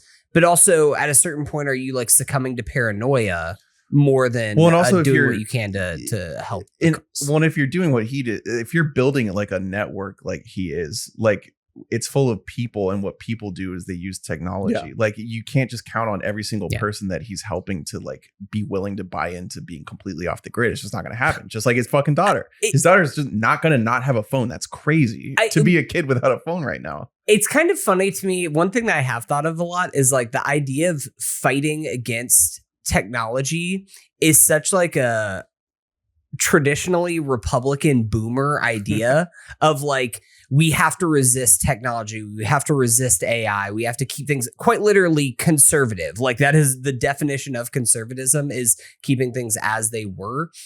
And so I have thought of that as like, it's kind of a funny, interesting choice to make the French 75 people who are trying to stick to to the old ways and not wanting to be a part of the future. Yeah. Especially, with the ending of the movie, how you can read that as Bob being becoming more conservative, but when you look at how Benicio's doing it, maybe not, maybe that is how you move forward. I don't think it's like conservatism. It's more of just like becoming like part of society as a whole. Yeah. Are we saying that like Bob, whenever we first meet him, he's off the grid? Like, yeah, he's a really healthy, well-adjusted individual. Like, no, definitely not. Yeah, exactly. Like he's doing it all out of fear. Right. Paranoia. Yeah, exactly. Yeah. And it's, the lines have blurred so much in terms of like how technology is viewed. Like, like I dare you to find a leftist who likes AI. You know what I mean? Like, that's not a thing. So I think it really, I don't know. I'm sure there's like an amount of personal philosophy that PTA is sort of grappling with there, as a defender of like old ass cameras and shit like that. But I think it also, for the types of movies that he makes, like, it aesthetically does just make more sense to not include much of that. He's not David Fincher. It's also like something that, and this isn't a wholly original idea, but to go back to like the pairing this with Eddington. Eddington is about people who like how like we are like internet all brain stuck rot on our phones. Like we all have brain rot. This is kind of the world. And the message of this movie is so much more, even where Leo kind of gets back onto his phone and start taking like smoking joint selfies like he's 19. Like he's doing it from a place of looking for connectivity, and that is what we got phones in the first place for. And maybe like if we're just looking for connectivity, maybe we should just all get off of our phones sometimes. Like maybe like we listen to the radio, we find out thing, and then we're going to go out into the world. We're going to go join the people. We're going to go be a part of a community, and not just the community that's like going to watch brain rot until we all kill ourselves. Yeah. Also speaking toward like, because just like, before the year started, when we were like looking at these projects, even having seen trailers of Eddington and One Battle, like you could see that there might be similarities. Yeah. And I think they're wildly different. Their messages are completely different. Their messages, but also their purposes, the intent of the filmmaker. Like Eddington is such a hopeless movie. And it's also for how current the One Battle After Another is, like we're saying, it'll also be current in 10 years. It'll be current in 20 years. It was current. It's a forever. It was movie. current 20 years ago. It's based on a book that's about from the 80s, about the 60s. Yeah. It's completely like Eddington is only about the middle of 2020. Like it is. There's no other time in human history that movie can take place. Right. So it's apples and oranges to me, even though like setting wise and if you're just like reading bullet points, you might think there are similarities. It's so different. Yeah. And I'm not to say one's better than the other. A big piece of it is simply that like PTA made one of them. So like one is going to be. Yeah, it's kind of a cheat code. Yeah, but one also the humans overtake what the subject of this movie is in a way that doesn't happen quite as much in Eddington. Like this is a human story. It narrows in on its subjects over ideas, and for that reason it's a lot more watchable. Especially as we sort of get down to the back half of this. So Benicio rescues Sensei rescues Bob at the hospital. And both times I saw this, I cheered when he hands him a Modelo in the car.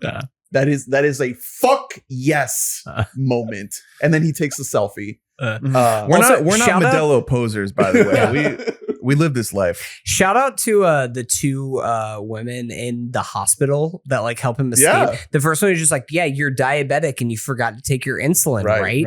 Bob? Right, Bob? And wait, no, yeah, she does. She says Bob's name as he's like, which I will say, that is like the most alert that Bob is the entire movie, where he gets tased immediately. He's like, I'm a different guy. I'm just like a homeless dude. Like I'm some guy. I'm just like a dude. I'm home. Like you don't know who the fuck name's I am. Batman. Yeah, my name's Batman. Leo's really fucking good in this. He's so good. He kills it. So once he's in the car with Sensei, it kind of jumpstarts the end of the movie, which has its peaks and valleys, so to speak. But we before we get there, we should talk about the other Christmas adventure scene with the introduction of the mercenary who is hired to kill Lockjaw. So they find out about Lockjaw's backstory. We get this great scene of like the tunnels going in underneath, and the introduction to the I don't have this guy. Wait, is it the mercenary? No, that's just the guy who like initially like proposes that he joins, right? In the hotel room. Those are two different guys. They look so similar. I swear to God, I thought that they were the same guy. I was shocked. they look so close to you. So the guy in the first scene is a more of a known quantity. No, I think it's the mercenary who's more of a known quantity. I didn't recognize the mercenary. The mercenary's motherfucking God damn it. Now we all Eric Schwig is the bounty hunter. Tim Smith. No, that's the actual bounty hunter is an actor who's been in 1 billion things. Yeah. Tim Smith is the mercenary, the character. The actor's name is John Hugenacker. Are we sure? Yeah. Shit. And then Tony Goldwyn plays Virgil, who's the guy who is the more known face. I thought it was mixed. Now he's that been I'm in seeing Ghost. They look like fucking twins, these two. If I'm to have one casting issue with the movie. I mean, I think all of these Christmas adventurers guys, like they all sort of blend into this soup of white supremacy. I have as a Lost Heads Unite, I have to shout out Kevin Feige, who's like the old ass motherfucker. He's been in a bunch of stuff, but he's most notably in Lost. And he's the guy who is the most ancient KKK looking guy in that bunker. But basically they say like, you got to kill this guy. Mm-hmm. He had sex with a black woman. Yeah. He had a like, baby he started with a black getting woman. really fucking weird. We were going to get him in, and then suddenly he's like getting really too invested in this whole thing. Which, by the way, again, to the point of like, I guess the question that I keep coming back to of like, how radical is this movie? The fucking like slurs and racist language that these guys are just tossing around like it's nothing. I was trying to find what's the quote about he says like hoodlums about the like basically Radicals, we want to get rid of the haters, the undesirables, punk trash. Yeah, haters and punk trash. You know, this scene in this bunker is a crazy scene because they're talking so matter of fact, so casually in very, very charged, very, very hateful language. And again, to think about a movie that has this kind of budget and this kind of push from a major studio, it feels like a big deal to be like, okay, we're gonna basically all of the white people in this movie, except for Leonardo DiCaprio, are gonna be positioned as just straight up KKK Nazi white supremacists, and you're gonna hear them say the most vile, racist shit. And so this sort of jumpstarts into the third act, knowing that this guy is coming after Lockjaw, and Lockjaw is coming after Willa, and Bob is now with Sensei trying to find them. So they're all converging. Everybody's converging. We loop back in with Deandra, who is the Regina Hall character, who has taken her to the sister of the Brave Beaver, sisterhood of the Brave Beaver, the Brave Beaver, which is great, a great PTA joke. And Lockjaw is able to locate them there. Why don't we call pussies beavers anymore? Because we, you know why? Because Because they're not hairy. Yeah. I just realized that as I was saying it. Did you guys listen to the DGA podcast with No. PTA and Steven Spielberg? That Chase Infiniti. Yeah, Chase Infiniti didn't know what a beaver was, and then PTA had to explain what the term beaver was. Yeah, you don't hear Chase this. was basically just like, you should be ashamed of yourself. That just rocks. Highly recommend that interview if you just want to hear like PTA and Spielberg just like fanboying over each other. That's It's gangster. great. It's so cool. I didn't know about that. That's really cool. So here comes what I mean, there's some other stuff like with the paternity test. There's a lot of like great buildup here of tension. Chase Infiniti is very centered in this last chunk of the movie. But here comes the defining aspect of this movie for me, which is this car chase. I think that PTA has given us one of the best car chases ever in cinema history. Mm-hmm. What he does with the camera, strapping this fucking camera to the front of the car, and as this ramps up, there's multiple moments where we sort of get some downtime. You know, there's the moment where Lockjaw actually gets shot by the mercenary and we think he's down. Yeah, and the tension's already been ratcheted up so much when they're at the sisterhood with the DNA test scene. Yeah, which is like fucking incredible, stunning. And again, talking to the Greenwood score, how it kind of becomes like much more like orchestral during that and feels haunting. Ernest, you posted a side-by-side photo from Barry Lyndon. From Barry Lyndon. Yeah. That's like very much, he's picking the right spots to show. So I didn't think that we would ever definitively find out that Sean Penn was the dad. I just assumed that like the audience would know based on how the montage is shot in the beginning, and like no one in the movie would ever actually know. We straight up Sean. The thing is, it's only Sean Penn and Chase Infiniti who know. So I think that she never tells him. I'm pretty sure that plot point is a specific thing that's from Vineland. It is, yeah. Okay. That's what I thought that was. That was one of the specific. I also, one of the only other negative reviews I saw of the movie was from like a genealogist who didn't like how the DNA test sequence went down. Oh, the test. Were you the on machine like itself. genealogy film reviews? No, it was a tweet where someone was like, "It's really fun finding negative reviews of this movie." Yeah, I did look up. It was someone popping off about how wrong it all was. I looked up all the half-star reviews on Letterboxd, and it's really fun. That's good. But yeah, so everything in that the showdown between the two of them in that church. First of all, Chase Infiniti is giving it. Like, yeah, we haven't really given her flowers. I know for this movie. She has star quality. It's less fun of a performance because she's a serious character. She's not a chopped unk. You know what I mean? Like, but like she is giving everything that she's getting from like the world's, our greatest actors of generations. She's giving it right back to him. Yeah. Like she is absolutely dialed with her hands tied behind her back, literally. She's bringing she is powerful. She's a movie star. Like you're watching it, you're like, yeah, she's in. The moment when the paternity test comes back positive, the shot of her, the close-up of her face and the swelling of the Greenwood score is just, to me, like peak PTA shit. Like that is one of the best moments in the movie. The movie sort of like tightens and turns a little bit at that moment because you've had so much of a ramp up, and then you get this revelation, and she just takes it and runs with it into the finish line of the movie. She carries so much ferocity and intensity and pain in her performance, and it all starts in that close-up. Yeah, well, and it also, it also sort of speaks toward the fact that she was raised to be ready for something like this, because she's willing to compartmentalize a lot of it until the moment that she's got the gun in Leo's face. She's like, "Who are you?" Yeah, who are you? That's when it all comes out. It's like like a Goosebumps film moment. But it's after like the greatest car chase ever. Like I've never, I'm sure if you go back, you can find reference points because PTA is such a dork for like cinema history.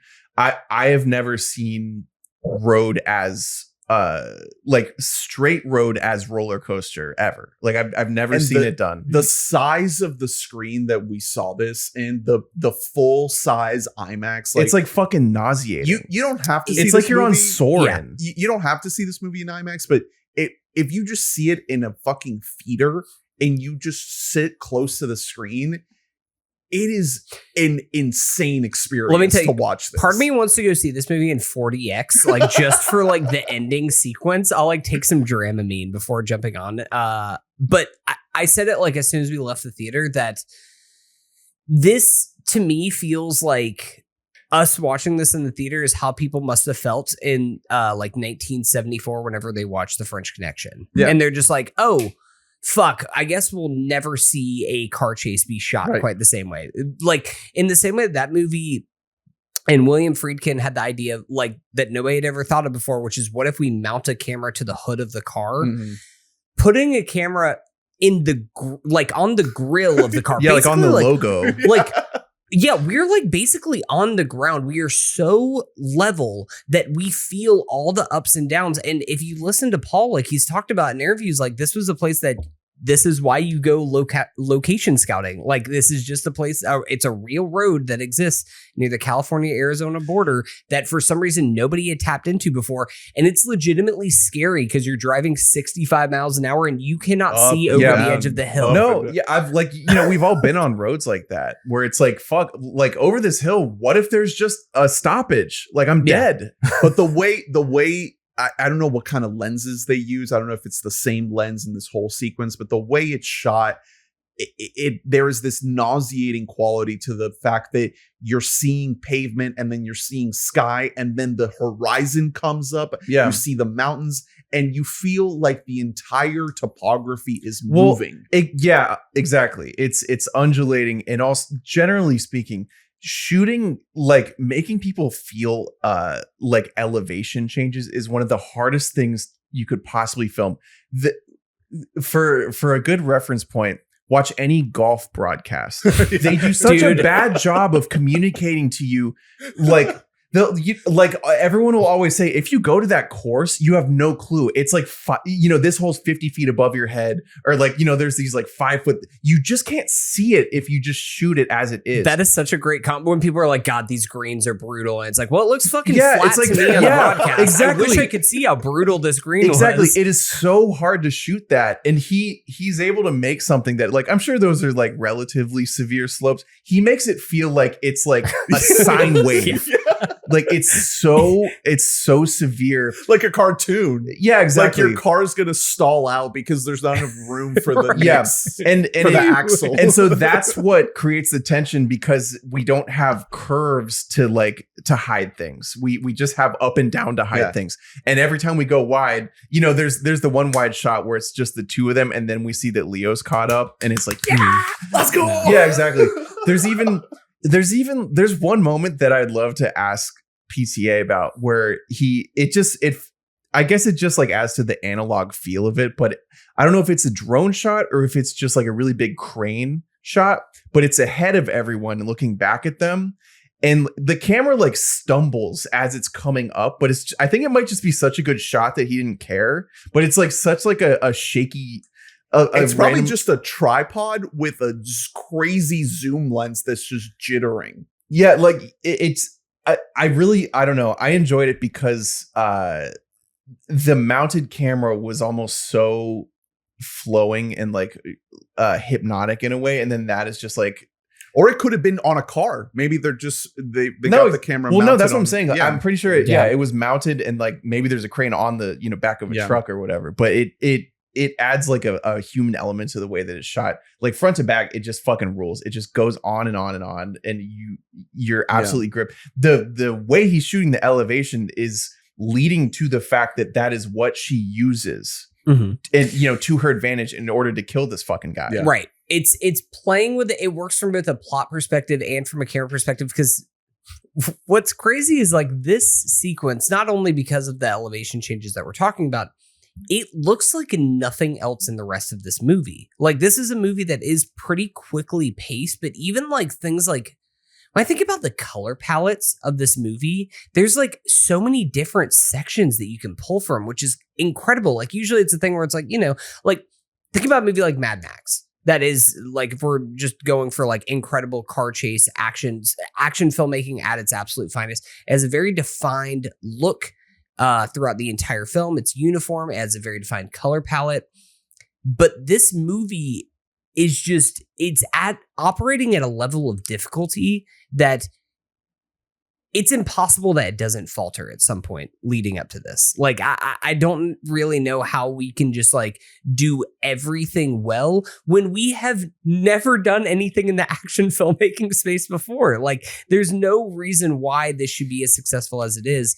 And then couple that with doing the thing that, honestly, Ernest, you'll like this.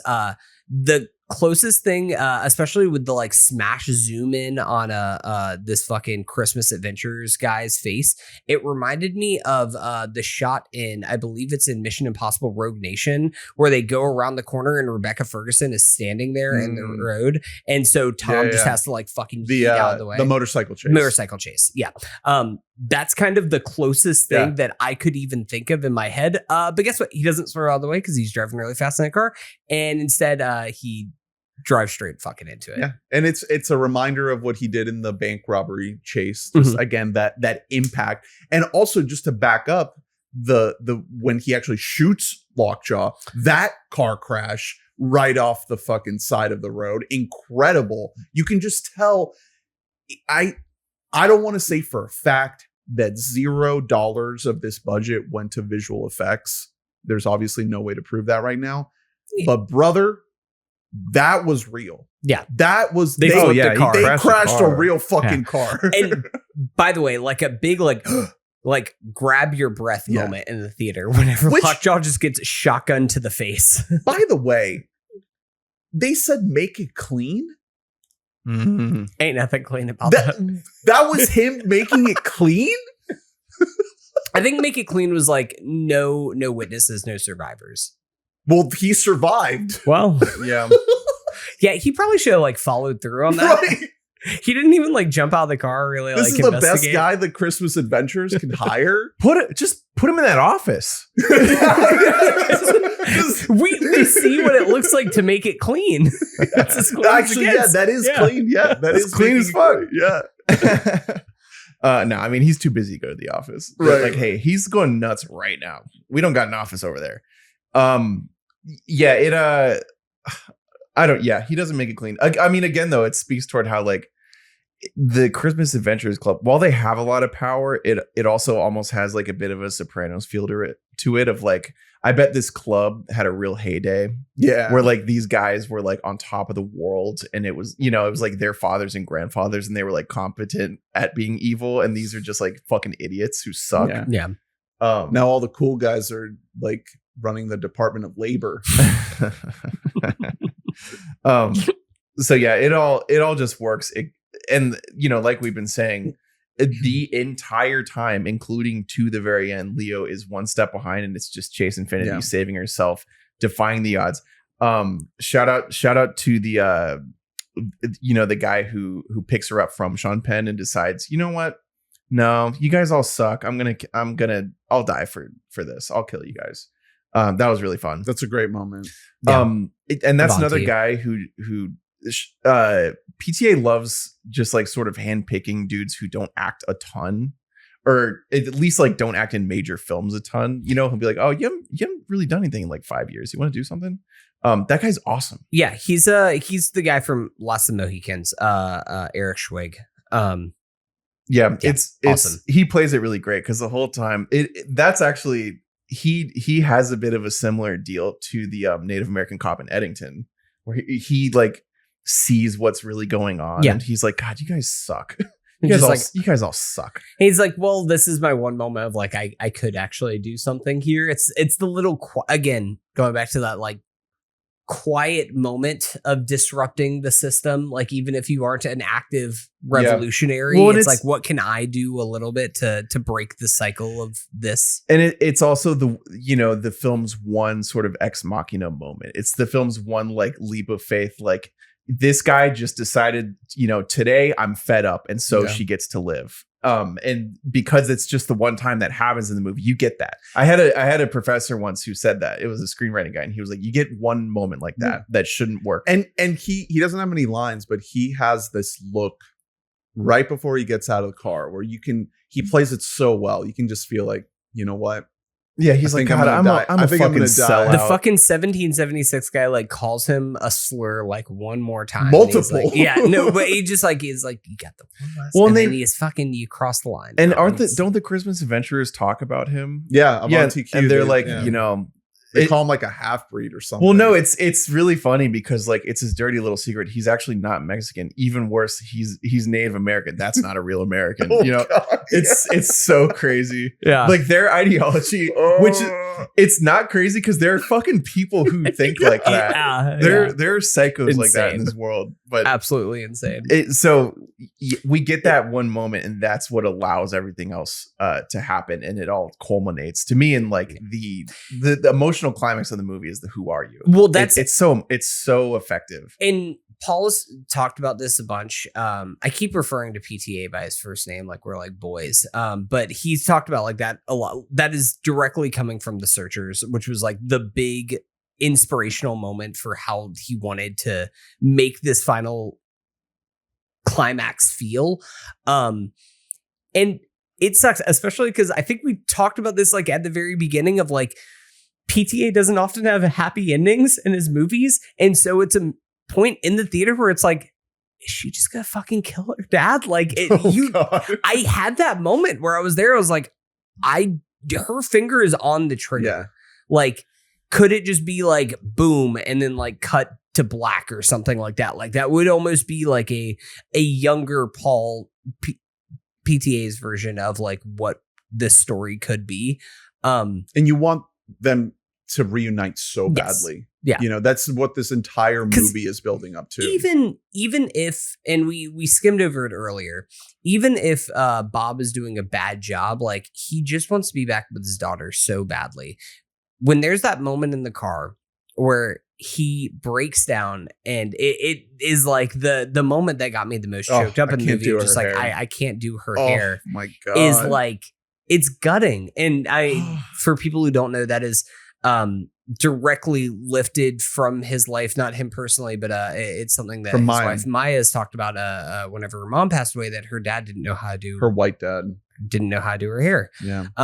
You can tell that there's a lot of just personal personality and personal experience in this film. Yeah.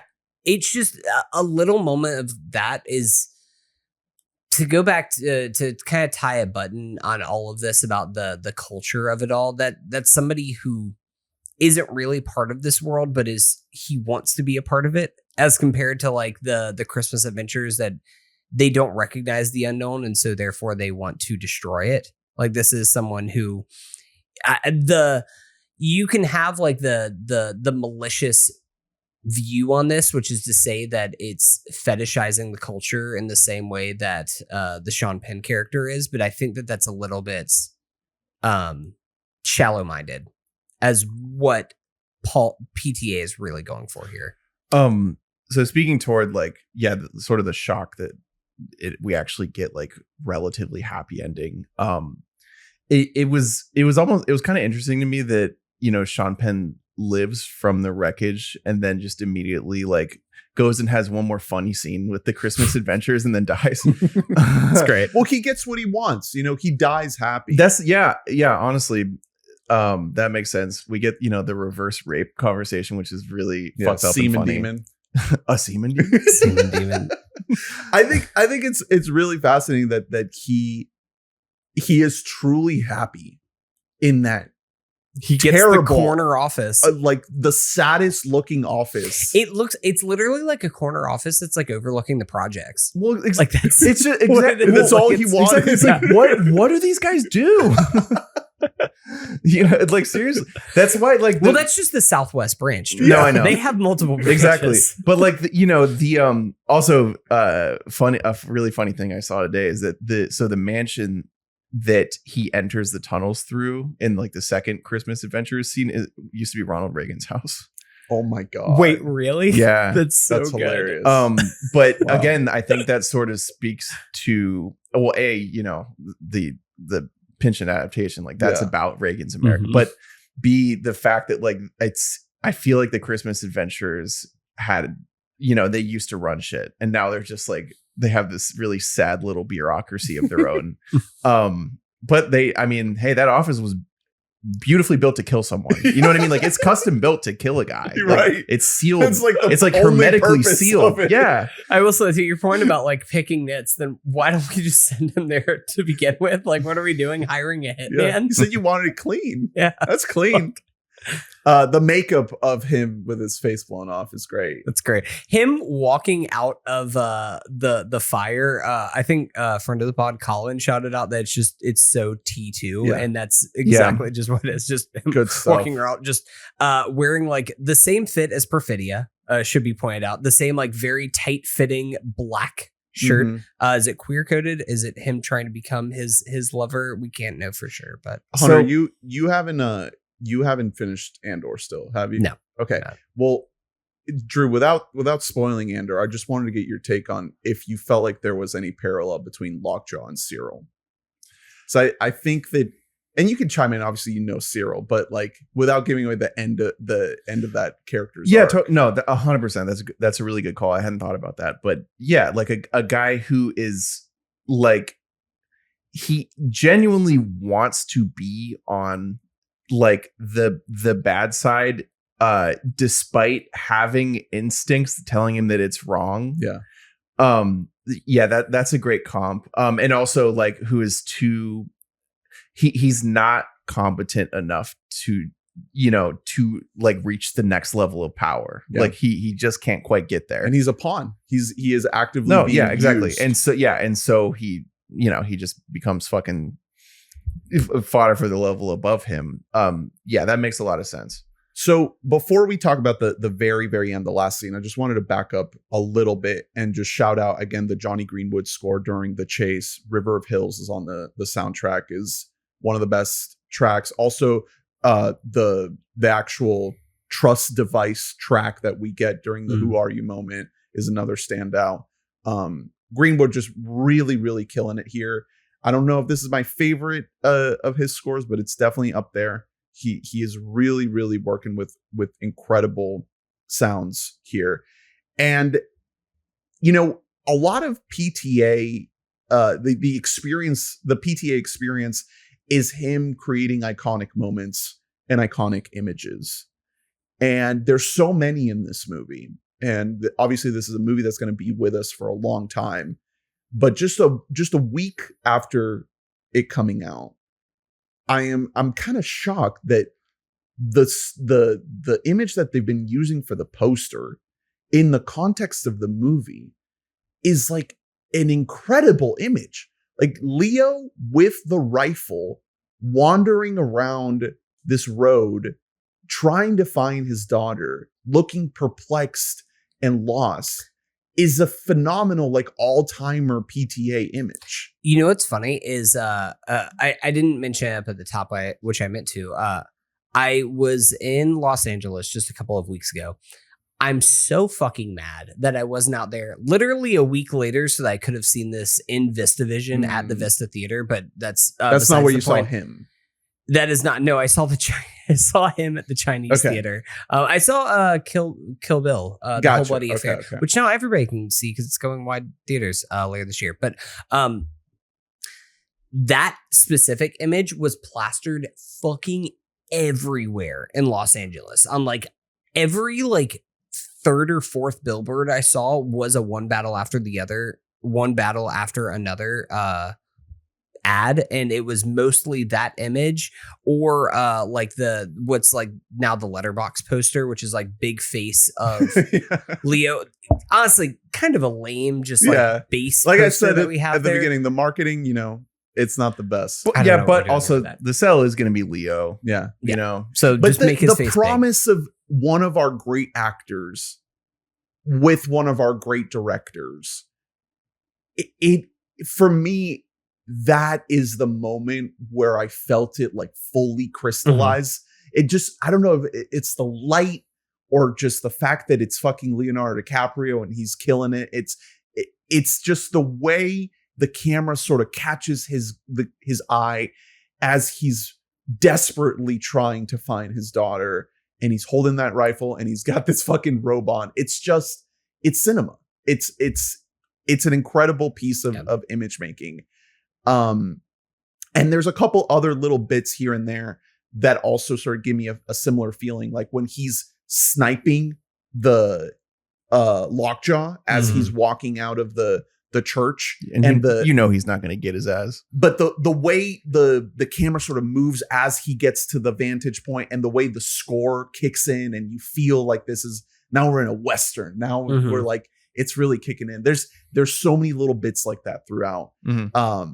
And it just adds to the tapestry of this movie, and it makes it feel like it is going to be this incredibly rewarding piece that you are going to be able to keep going back to forever. So let's talk about the end.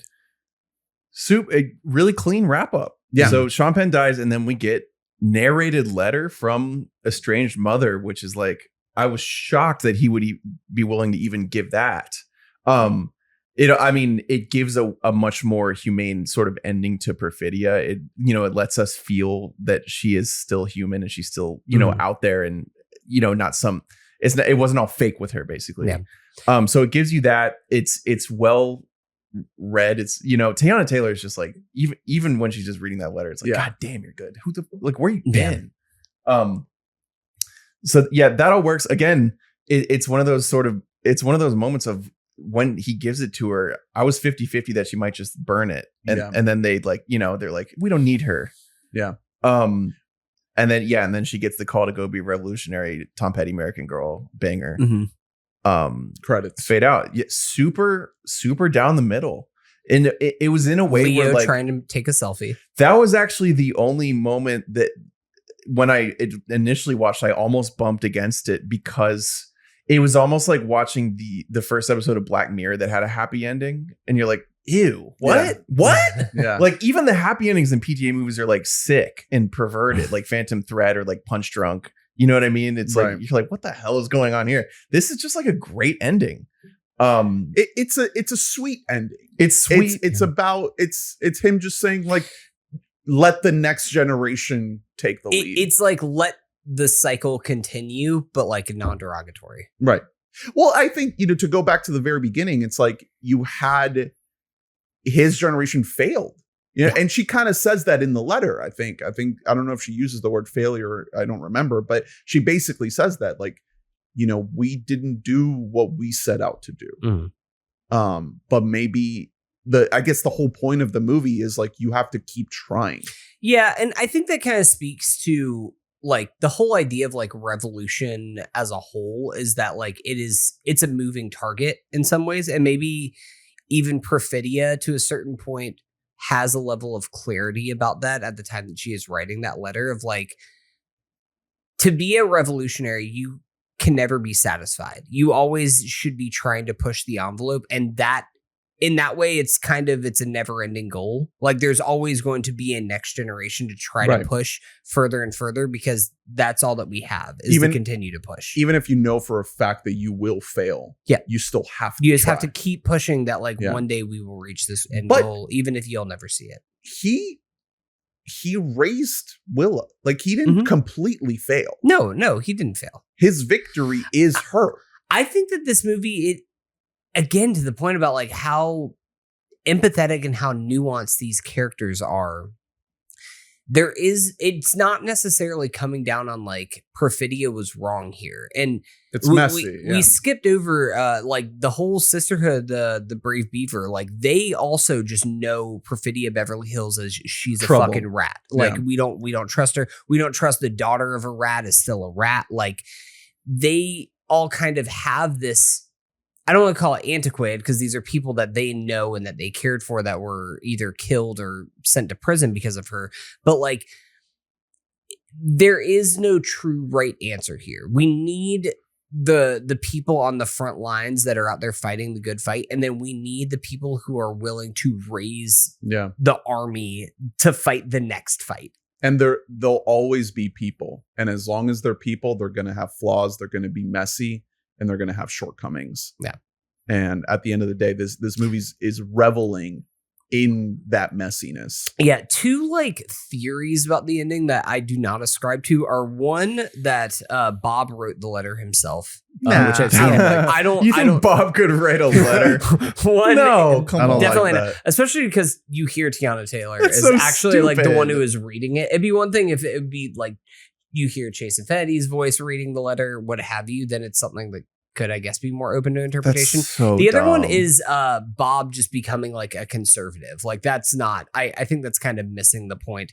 He's becoming like an old timer. He's moving into the sensei role. And I think he's still going to help where he can, but he doesn't have the same energy they used to. He's also just dim. Like he's what just, is it? I love drugs and alcohol. I've fried my brain. And again, that's like more than anything, it's mostly a compliment toward PTA's ability as a writer, which goes overlooked a lot of the time because he's so good with the fucking camera. Yeah. But he can write dummies. Like that's not like a stylized dummy. That is just a guy. You know what I mean? Like it's really, really rare that you get to see that specific of a depiction. And so like in terms of, ideology shift, I don't think it's him making a pointed thing in any way. I think it's him like trying to understand things and trying to have an expanded mind, but like not having the ability for certain ideas to like actually get there, especially now that he's a chopped unk. Mm-hmm. Like it's hard. What do we think that they should stay in that house? Like, are people coming after them? That was one thing that I did think about. I was like, should they change their identities again? Like, get the fuck out of Dodge. But I think that it literally was just fucking Lockjaw. Right. Like, for the most part, they were fine for 16 years until Lockjaw was like, I'm about to get into the Christmas adventure. And I think to the point of like them getting on cell phones, they're just like, they're small fish now at this point. Like, they're bigger people to actually have to worry that like the real government is having to worry about. Also, like statute of limitations is a thing. Like you can't persecute. Well, let's see. So they did some arson, probably a lot of arson. A lot of bombs. I mean, they did like crazy crimes. Yeah, for sure. He never did a murder though, and murder doesn't have a statute of limitations. Specifically, you're probably right. Like they shouldn't be in that house. But again, that's just like that. You're ratcheting up like how sweet you want this ending to be. Exactly. Like, the more important thing is the needle drop. Yeah, putting the bow tie on the present. They're back at home. But again, for like the reason I came around is like for all the sweetness of the ending, like it could go way farther and it would be worse. You know what I mean? Like the worst version of this, it ends and Bob is with Regina Hall, and like now Regina Hall gets to be like the mother to. She just gets arrested. Yeah, she's fucked. Exactly. That's what I'm saying. Like we're not getting everything resolved here. Like not so does Benicio. A few small beers. Well, Benicio just gets like a little DUI. He's fine. Yeah, he's fine. It's probably his. He probably knows someone at the jail he can get. They don't bust this whole operation. Right.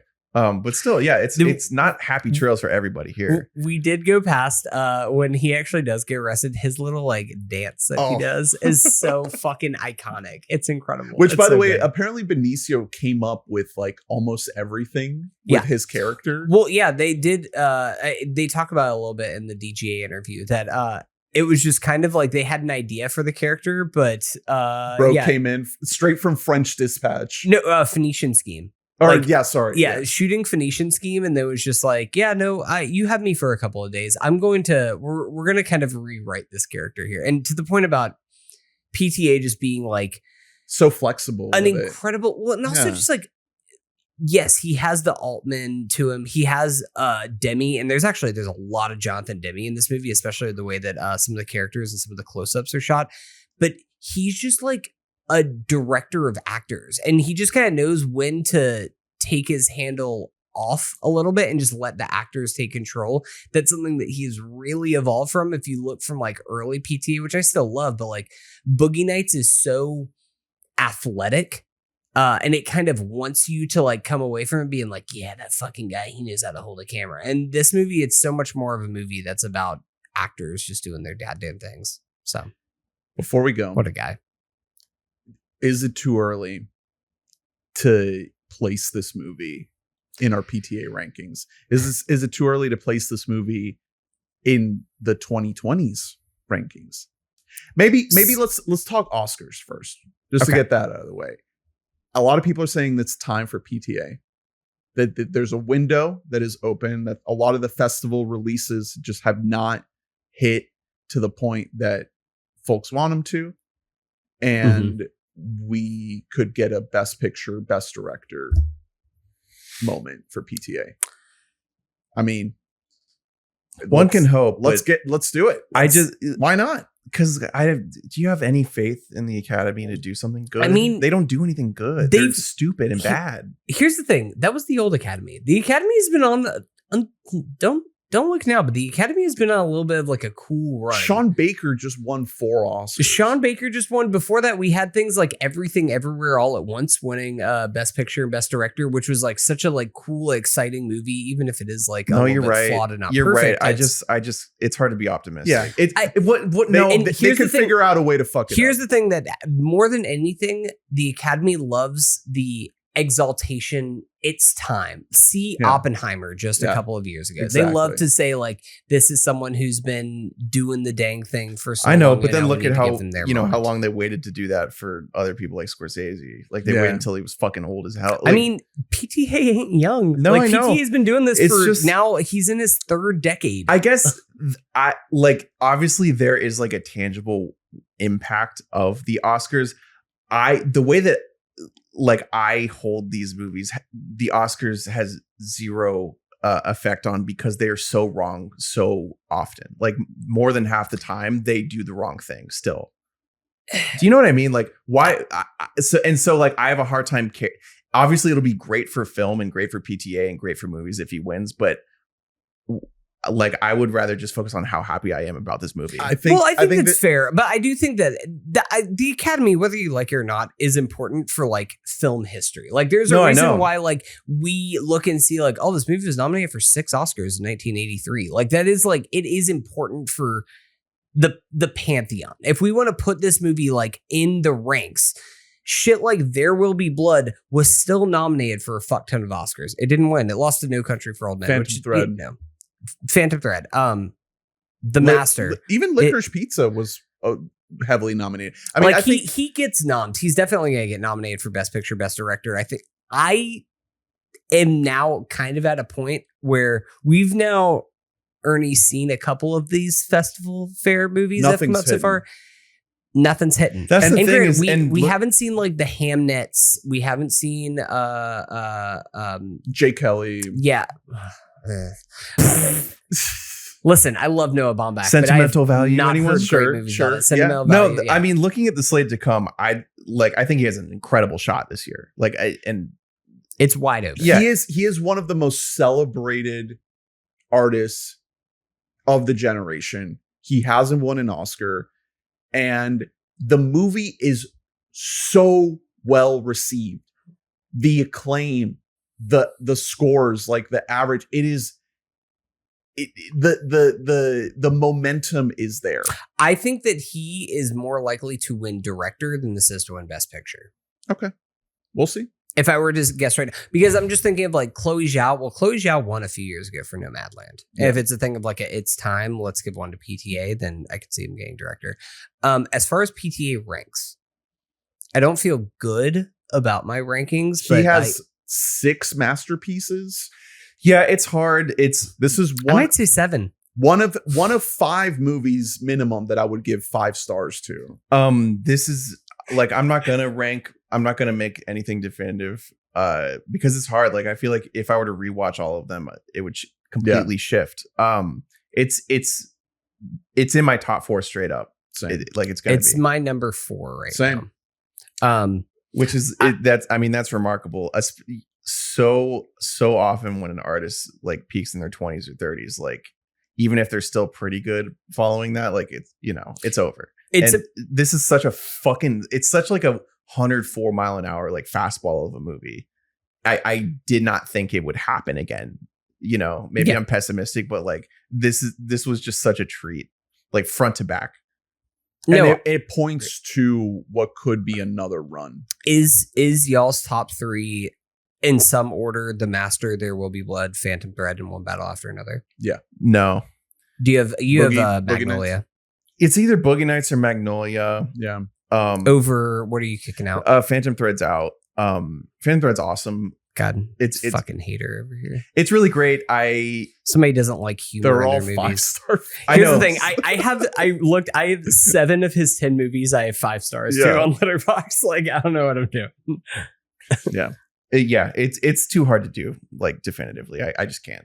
And as far as the 2020s go, I mean, you guys know I'm sandpilled.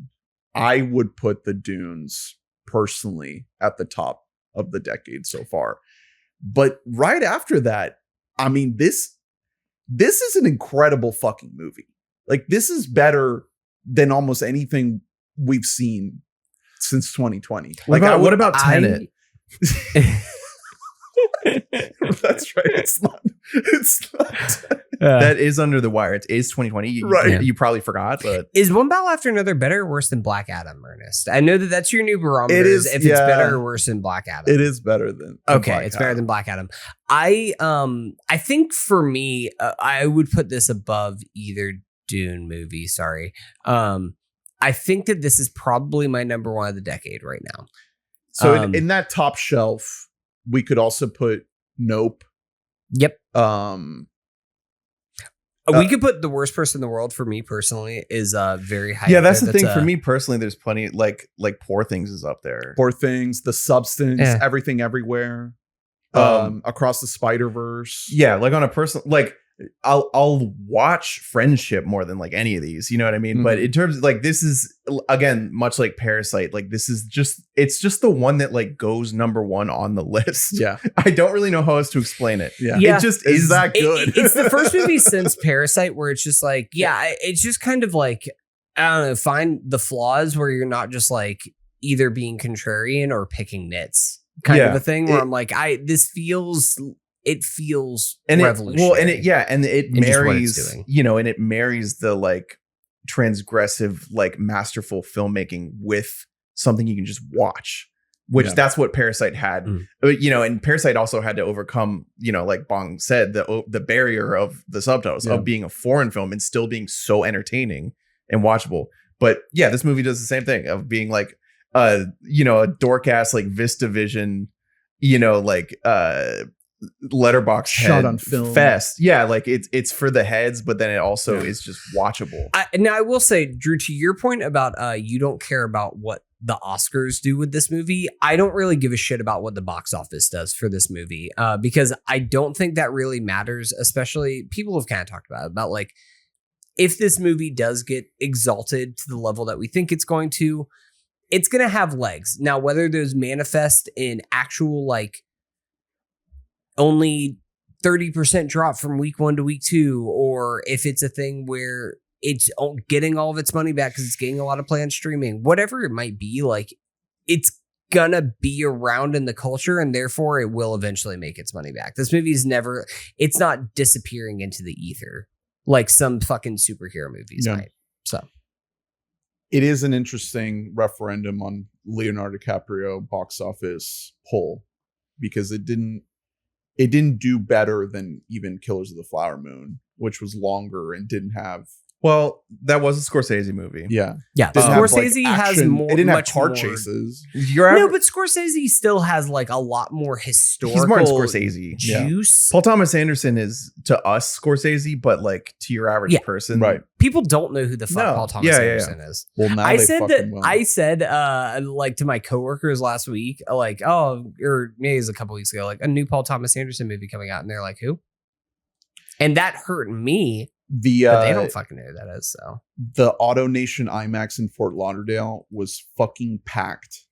All the heads were there for 70 million. Auto Nation, like a car dealership. Yeah, dude. That's like what it's actually. Called.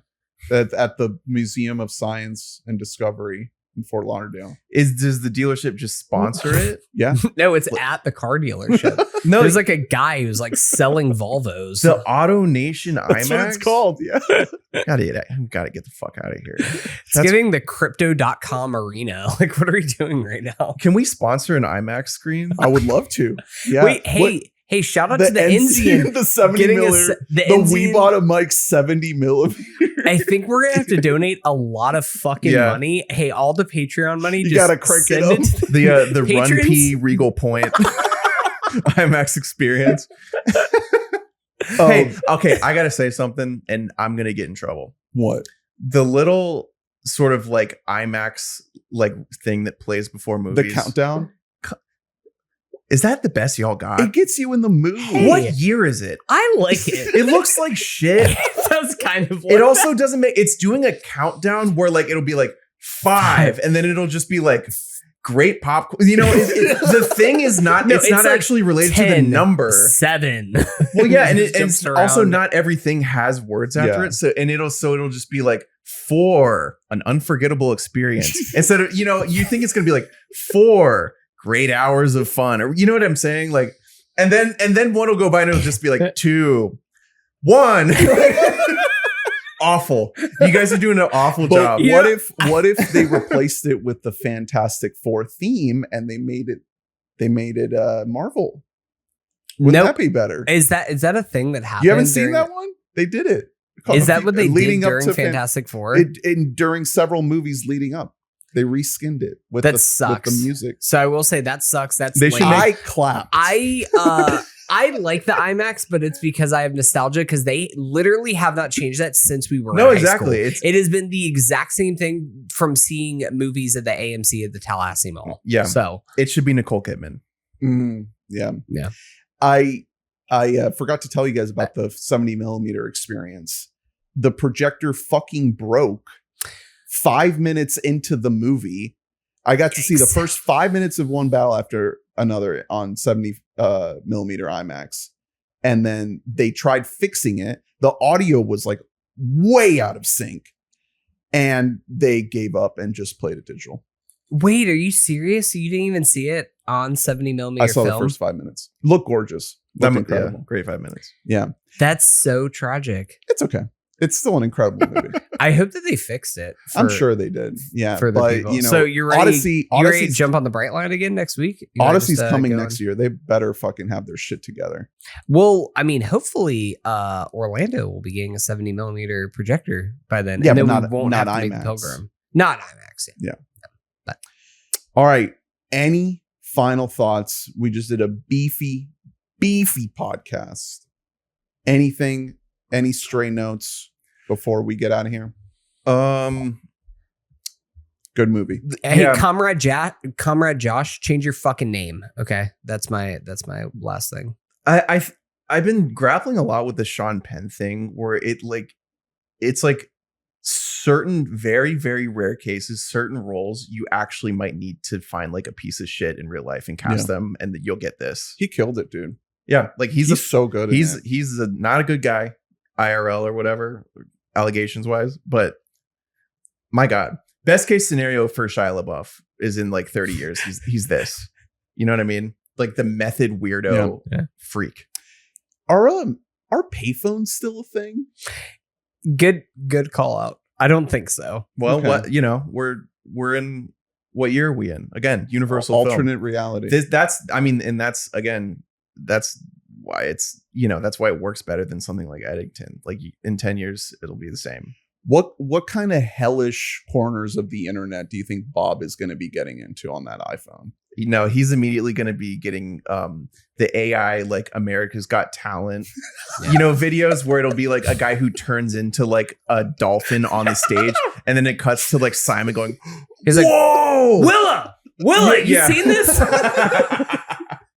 How many swipes from that to like Jewish space lasers and flat Earth stuff? Yeah, I would love to show him like some of the AI rat music that I see. Marvin Cheese. Marvin Cheese.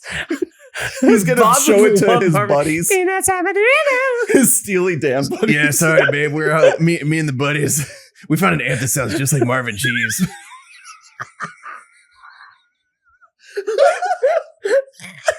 We're just trying to get the cheese sound right. I can piss myself. Jesus. Sorry, babe. I had to bail Marvin Cheese out of jail last night. Marvin, you don't want to know the revolutionary stuff that Marvin Cheese used to do before he got into music. Marvin Cheese went to go fight the Assadi regime before breaking up on TikTok. He was in hiding. Marvin Cheese is in Gaza right now. Yeah, he had to emerge. Yeah. He's on a flotilla on the way to Gaza. They got him. Marvin Cheese is on the boat with They got Greta. him. No. Free Marvin Cheese. Free Marvin Cheese. All right. We can wrap it up there. Thank you all for listening. Please rate, review, and subscribe, like, and comment. Let us know your thoughts on one battle after another. Check out WeBottomMike.net and get every episode in your email inbox. Join the Discord, patreon.com/WeBottomMike. $5 a month.